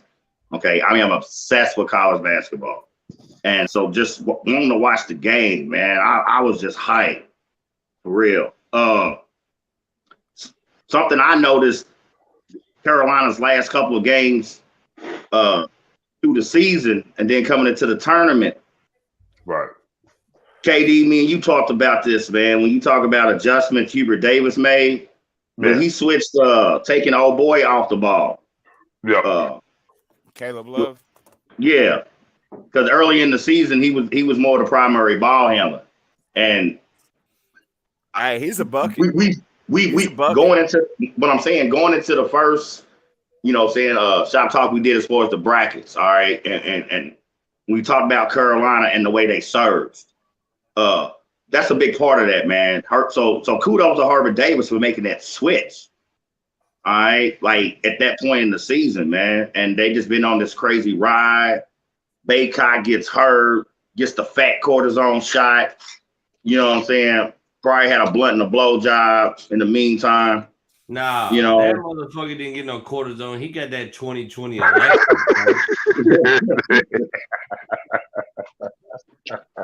Tell you, man, blunt and the blow job's all you need, bro. Get back in there. Here we go. What? The following program is rated TVMA. Viewer discretion is advised. For real? I can't believe he said what? Following the comment multiple times that dude got a blunt. I like blunts and blowjobs. Fuck y'all. The following program is rated TVMA. Viewer discretion is advised. Oh my God. Hey, Chris. Hey, I got you, man. Hey, since this is a sports broadcast, from now on, your B&B is known as a double-double. Yeah. The following program is rated T. All right. My bad. That was premature. That was a it was, premature. right? That was It was. premature TVMA. It's the TV. You It's the just wanted me to TVMA. join the club, huh? Look, it's the TVMA early warning system. You know what I'm saying? Yeah. Brought to you by Jay Wall and Blurred Minds Media. Nah, but for real, as a game, crazy. But like I said, with Hubert Davis making that switch late in the season, as far as switching his guards up, I said Baycock, Beast, and you know what I'm saying. Outside of but I'm saying outside of Payne Carroll, Duke didn't have size otherwise. Like that 7'1" dickhead Williams, whoever the fuck he, weak as hell. Really? He's so weak. Mark Williams is weak? That nigga weak. Okay. I mean, I ain't saying he's great. I don't know about that. Mean, he's a Sheldon Williams type player. Okay, I mean, he ain't necessarily I tell you what. And being fair, he's got upside. How's that? He's got upside. I tell you this, he would give Malik Williams all the fuck he wanted. Hey, yo, did y'all? It's Malik Williams. Did y'all ever see? He's the best big y'all got to offer.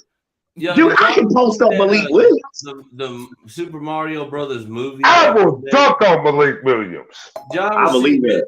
Y'all ever see the Super Mario Brothers movie back in the day? Unfortunately, yeah. Did you ever see it, Big E? Yeah. You remember the fucking lizard alien dudes with the small heads? I know what exactly what it's Did talking anybody else about. think they were like Sheldon Williams, or is that just me?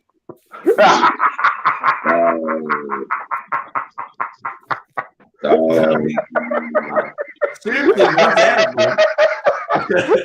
You might be on to something, bro. When he first did the scene in college, I was like, I've seen this motherfucker before, and I'm pretty sure an Italian plumber whooped his ass with a plunger. Yeah, motherfucker ate some mushrooms and just beat the shit out of him. Hey, that was your inspiration for life, wasn't it, Wall? Pretty much, yeah. Oh man. I was like, I want to grow up to be like Tony Montana or Super Mario. Or Super Mario. Hey, you got both sides. Plumber, gangster. Pick a path and roll with it, man. So basically, I'm going to shoot a hole through your toilet. Pick a path and roll with it, man. Hey, you know what? Most plumbers are gangsters because they lay pipe. What the fuck? Wow. I'm going with that. Yeah. On a personal note, we give that one a PG-13. button. But look, on a personal with you. On a personal note, oh shit. When I think about yesterday, here we go. And as somebody who has been dealing with Mike Krzyzewski for 42 fucking years of my 50 years on this mud ball we call Earth. Everybody tread lightly. I hear he calls his cock Krzyzewski. Go ahead. Okay. No. Anyway, the following program is rated TVMA. Viewer discretion is advised. Hey, you saw it all over my face. Yeah.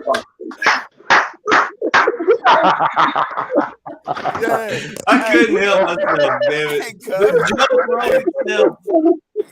Oh, stop treating me like I'm the motherfucking hall monitor today. I can't keep up with all y'all. Yo, next show, he was going to come on here with a fucking high-vis vest and a helmet on with a whistle. Like we've all went to the principal's office tonight. But nah, seriously, on a person. No, you didn't even make it to the principal. You got sent straight the fuck home, dog. You got figure this shit out later. We'll figure it out later, man. Yeah, go home. I don't know how you get there. The bus ain't rolling. We ain't calling. Just get the fuck out. We don't want you here. Get the hell out. We'll figure it out afterwards. This is the part where they tell you the entire school was wrong, but you're an angel. That's why you're going to your fifth school. But I'm just saying, on a personal note, looking at this motherfucker for 42 years of my life, you know what I'm saying? And as much as I can't stand this motherfucker personally, to deny the legacy this man has left, I don't feel just in college basketball. I feel in coaching overall. You know what I'm saying? I cannot help but still tip my hat to Coach K. Yet personally, I am glad his little fucking Hollywood ending did not happen. I am more than glad. What cue up the PD Pablo, man. North Carolina, come on, raise up, man. Hell yeah, I'm enjoying it. I'm gonna milk the fucking shit out this kid. Haters are gonna hate. Haters And- gonna Yo, hate. I wish, you know what? Since he went there, But since, hold As on, a true hip hop historian, there's no way you'll ever catch me queuing up PD Pablo any fucking Exactly. Hey, but since we brought up Super Mario's and Justin's been rolling that clip, why did Coach K in that clip look like one of those lonely turtles off the original Super Mario? Like somebody just about to jump on his head and turn him into a shell.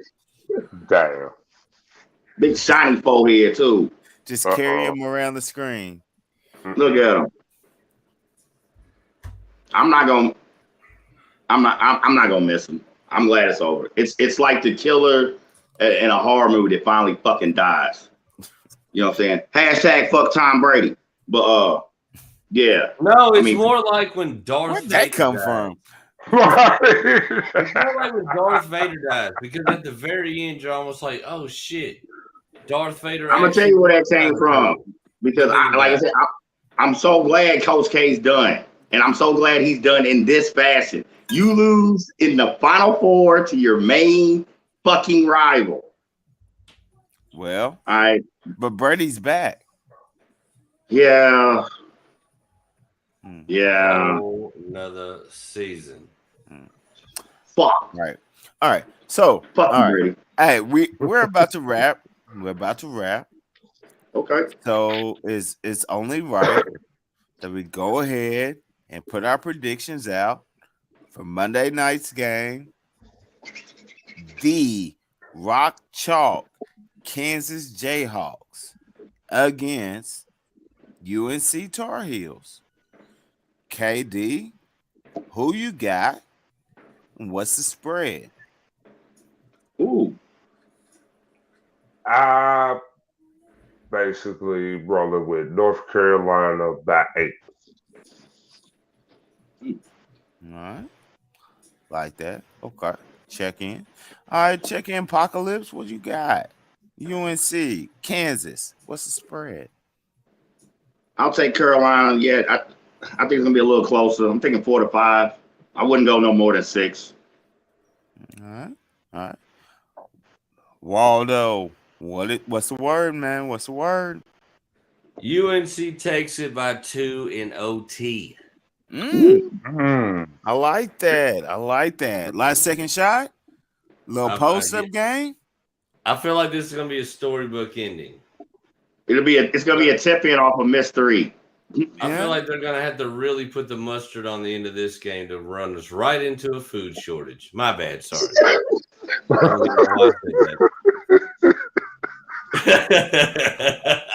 Oh man. He said right into a food shortage. Right. Yeah, Jay. I seen you in Earth's ruble versus the petrodollar. I get your reference. Or as I like to call it, Drago versus Creed. Exactly. Right. For real. I peeped that earlier. What you got, Big E? What you think about the final game as far as Carolina, Kansas? You know what I'm saying? Well, I mean, I put future bets on both of these teams to make it to the final game and to win it. So either way, I'm getting paid. There you go, hedging your bets as always. I swear. Always. Hey, I had both of them making it. I had Duke, UNC, Kansas all winning the ship. So and once Kansas knocked off Nova last night, I was feeling pretty good. Either way it went, but right. I said last week, and of course in my head I was thinking it was Duke, but everything I said was true. I really think the winner of the UNC Duke game would be best equipped to win the championship, which turned out being UNC. Vegas and the sports bettors don't agree with that. Kansas is a 4-point favorite. I'm cool with that. As far as action, Right. I take that. I think I'm not gonna go away from the winner of the UNC Duke game being the favorite to win it and winning it. So I'll still ride Right. with UNC. Right. I think the issue becomes how bad is Baycock's ankle? Right. It was just a roll. I get it. And if this game was a week later, ibuprofen, Tylenol, cortisone shots, we getting the swelling down, we wrapping it tight, and let's go. But it's 2 Oh days yeah, later. because we're not going to use my backstage protection to help the guy here. No. I can tell you from experience by spraining ankles, takes 5 days. Exactly. And we're talking about 2 days later. Right. He's not going That's to be my- himself. He'll play. There's no shit. They could have chopped the damn thing off like he was in Vietnam and he was gonna play. Really, Vietnam? It's a war, bro. Hey, this is gonna be a battle. Right. No, I was just saying real quick. Gambling, I take that Kansas in 4 because, like I said, I think Carolina will win, but I think it's gonna be a close game. That's the reason I was saying. Okay, and I like that, and I get they that. Gonna give him that Moderna booster, and he's gonna put up 45. You're gonna get some super serum, serum. I think that's going to be a bigger factor once again than most of your people take into account. All right. The stiffness is going to sit in, the pain's going to set in. That's not something you can just stretch and be able to go do, especially with his size, and his biggest asset is his mobility. All right. Yeah, that's going to be a problem. His footwork for a big man on the college level, yeah. That's just and it's not even the offensive, like his offensive game is not quote unquote polished. No. All right. But he goes and gets it off the glass, which we saw he had 27, 58, some 63 rebounds, something stupid. And pretty much if it hit the rim, he got it. All right. Right. So some of those are going to cut down. His offensive game, once again, is more of the drop-offs, which goes back to Love and Davis playing on their A game, which is what they've been on. I mean, those two have been on fleek. But it comes from them, drop-offs, rebounds, fast breaks. And so you're taking his main source of scoring away by limiting his speed and his mobility. Right. On the other side, we talked about when we were talking about matchups, like how many teams play through a big. And Kansas doesn't necessarily, quote unquote, play through their big, but they give McCormick touches. And if you're looking at a one-on-one heads-up matchup between McCormick and Baycott, right, it would already be a problem for Baycott with the size in the post. Mm-hmm. But now with that size and trying to brace and stand your ground off a bum ankle, and McCormick coming off of 27-point game? Yeah, what was that, 27 and 12? Yeah. Something like that? Yeah. That's not a good look. That's really not a good look. Don't like that matchup at all. Now, hopefully, Hubert Davis, I hope you're listening. Find a way, and I know that Brady Manick is a key part of your offense. Find a way for Brady Manick to guard McCormick. And that might sound like a bad trade-off. What the hell? Here's why. I don't think this game will be called close in regards to fouls. And I didn't think it could have been done. I didn't think it was going to get done. But if you watch those closing possessions, that last 6 to 7 minutes of the Duke UNC game, Brady Manick moved his feet pretty damn well and did a pretty damn good job of guarding Banchero and forcing him to either take bad shots or get rid of the pill. Most often, get rid of the pill.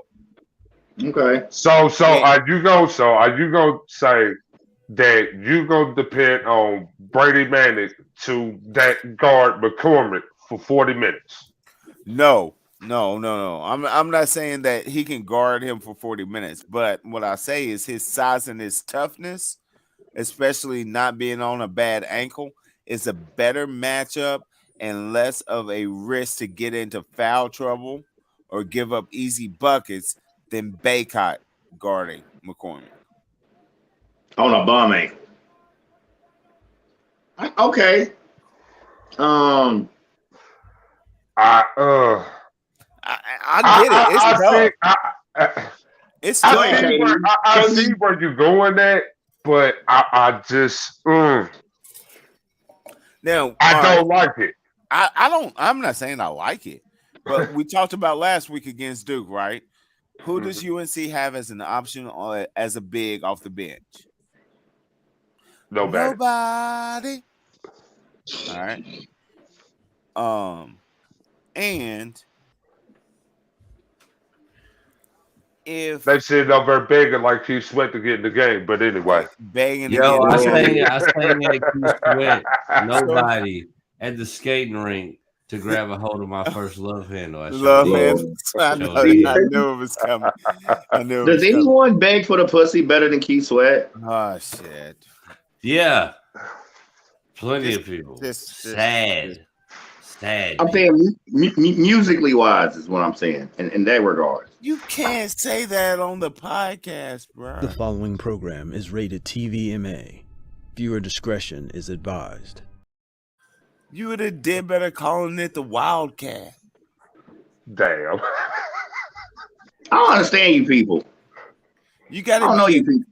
You gotta. I don't know you people anymore. You gotta be eclectic with your word selection. I don't know you people anymore. You're all strangers. You can't throw out. This is invasion of the body snatchers going on. Hey, this y'all is been replaced by some. We don't throw that word out just all willy nilly. Y'all have been replaced by some pods. This is invasion of the body snatchers. I don't know yet. I don't know. This is not election year. We're not grabbing any of those wildcats. We're not calling anybody Wildcats. J-Wall, listen to what Emma's calling your squad. We're not going to say anyone's playing like a Wildcat. J-Wall, see how you talking bad about your squad? Well, I mean, the way he's referencing my squad now, it seems like Cal is more like Magic Wine. He could be Magic Mike. It don't matter. Check my Palm Pilot. Point. Let the claws begin.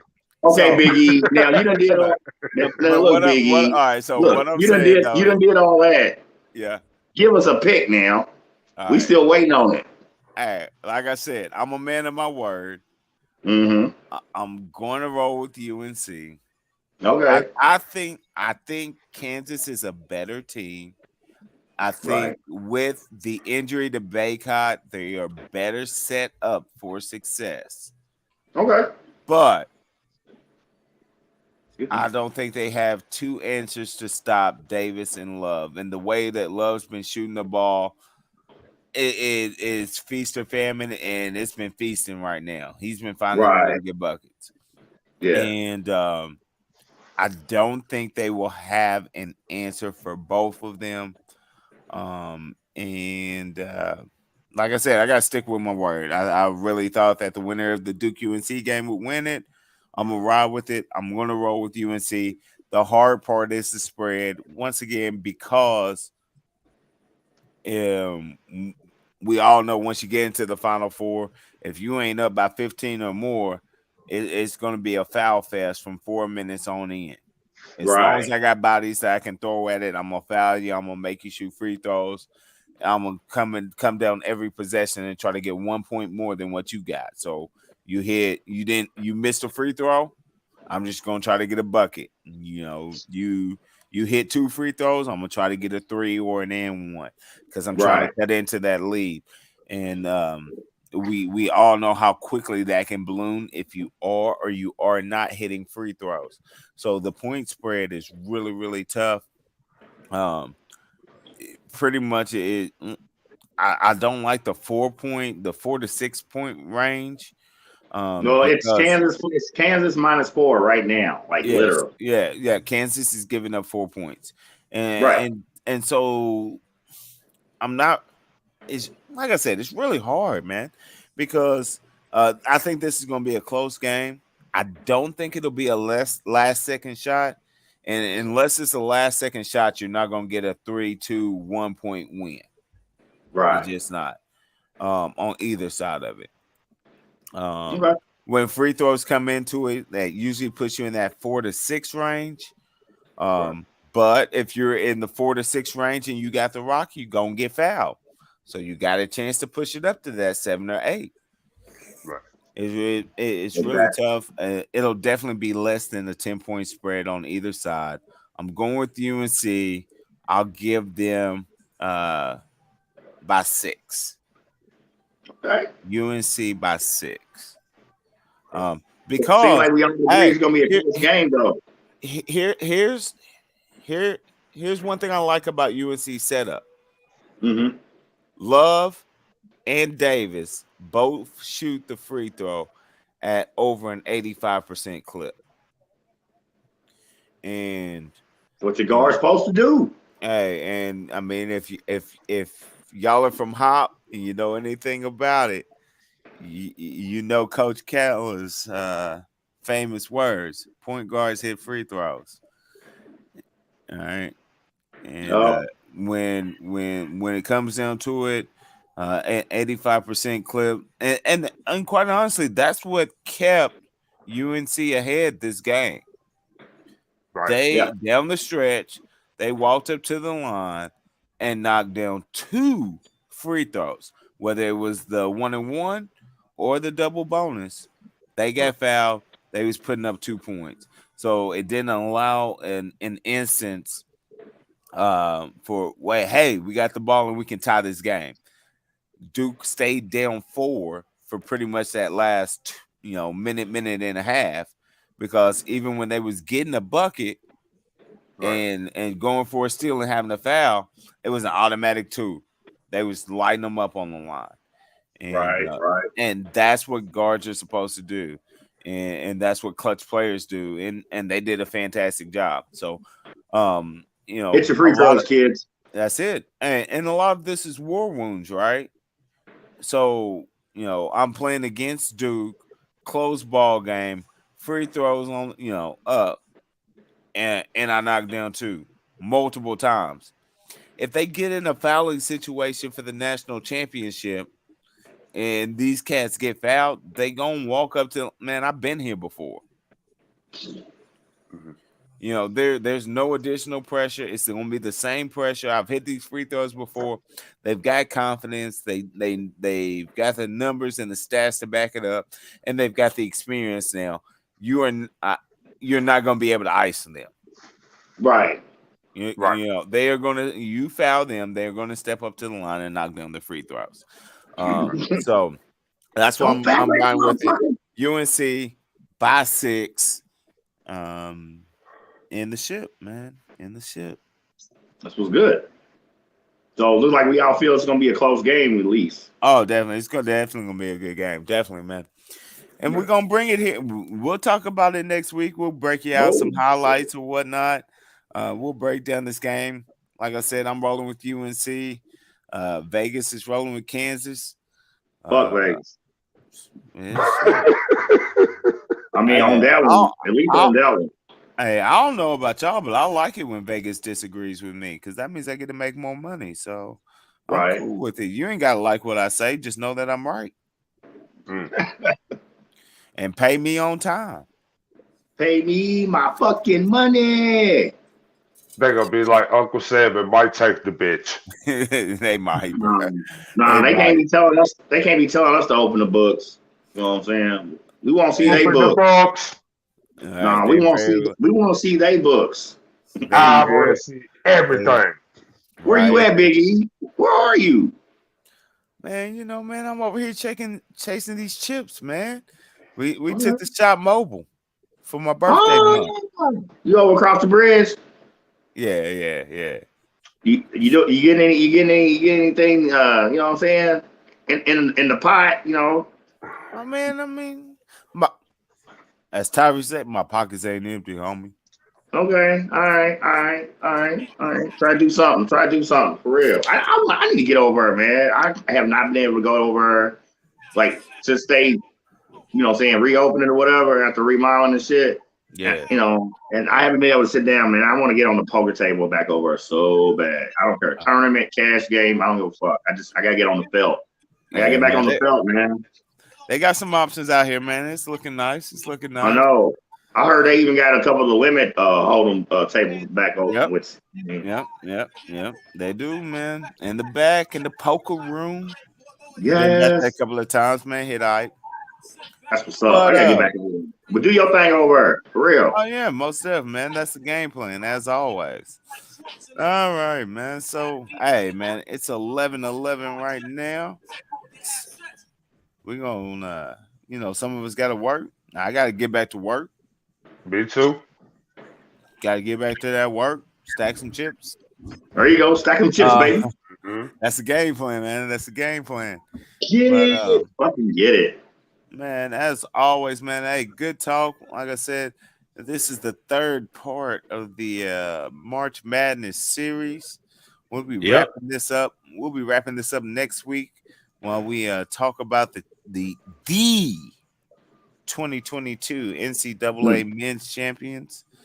And see if we right or not, man. It's going to be a good game. Definitely want to tune in. Get your chips down, man. If for no other reason, just to have a more of a reason to watch. But it's going to be a great game, and we're going to talk about it next week. I might have something special for you guys next week.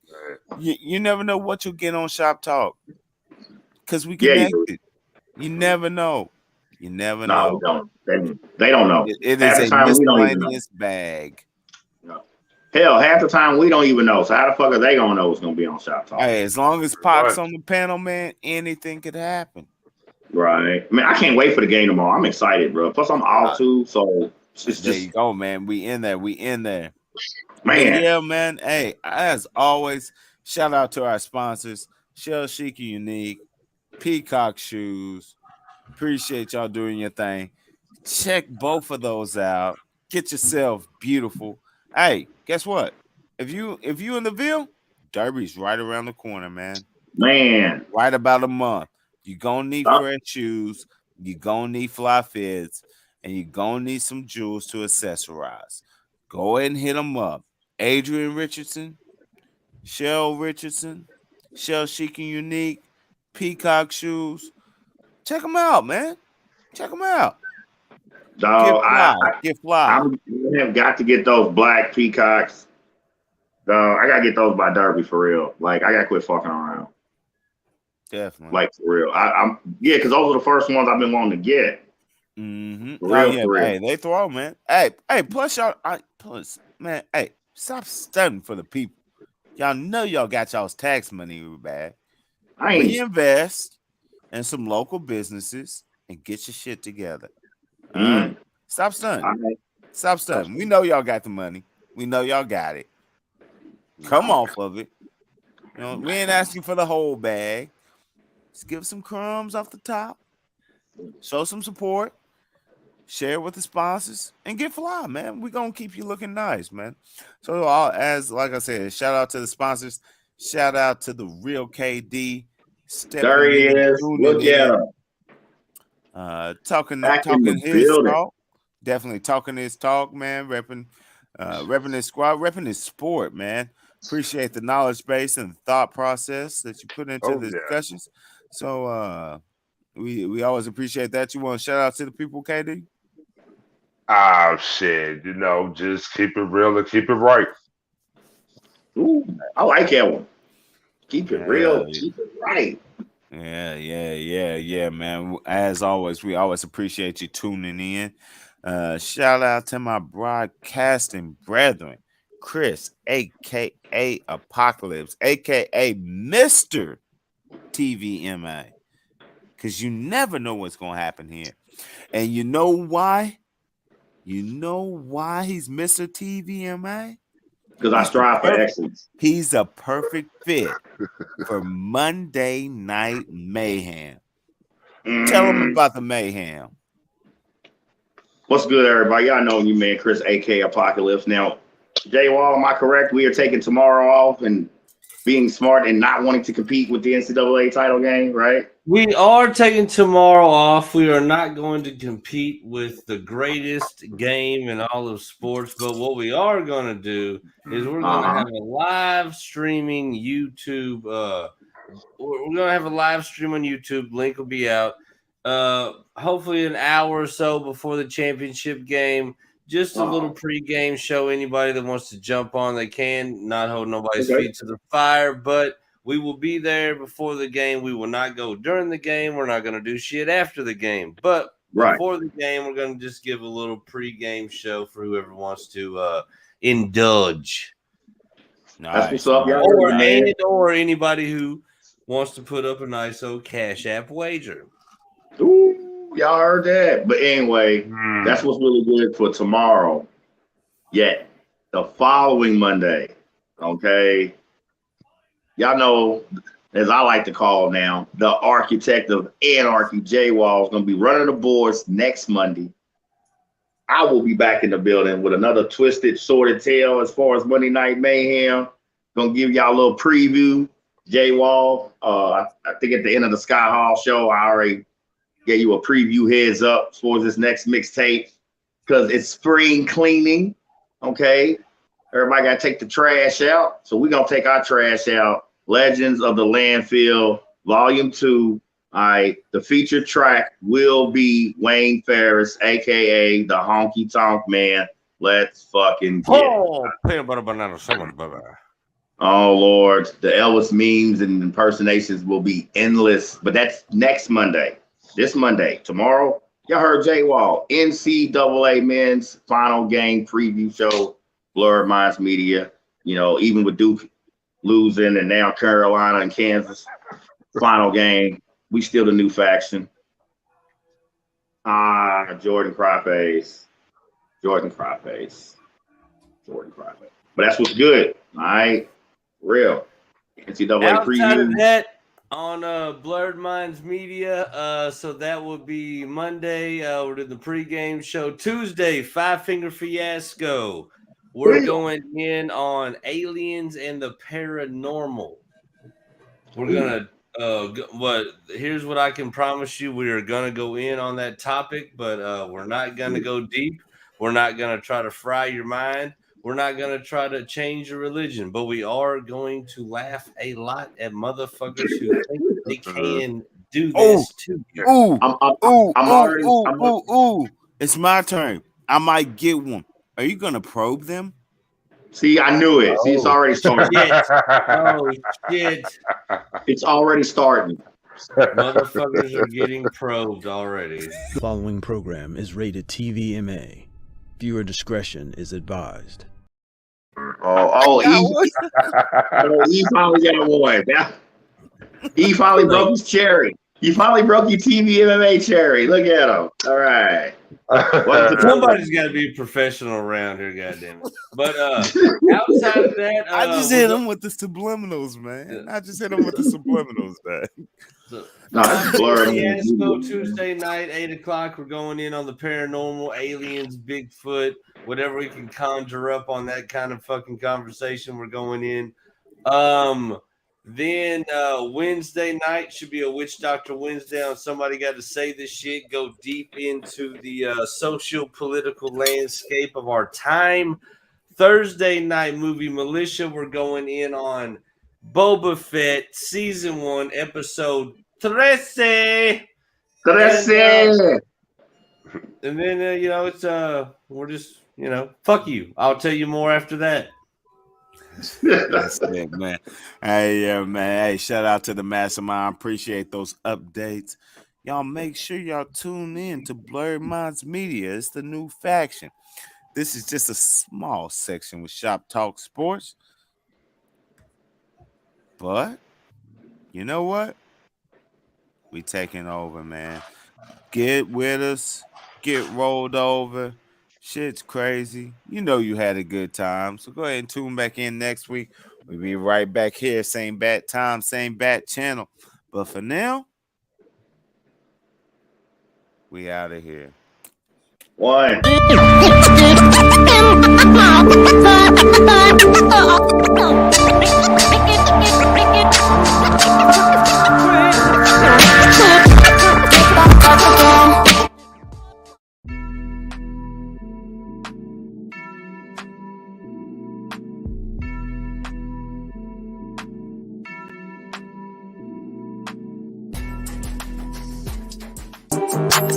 Fuck, I look like stressing.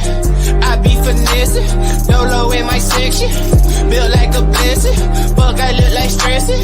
I be finessing. Got my muscle flexing. My money stretching. Yeah, ain't shit sweet, ain't shit funny.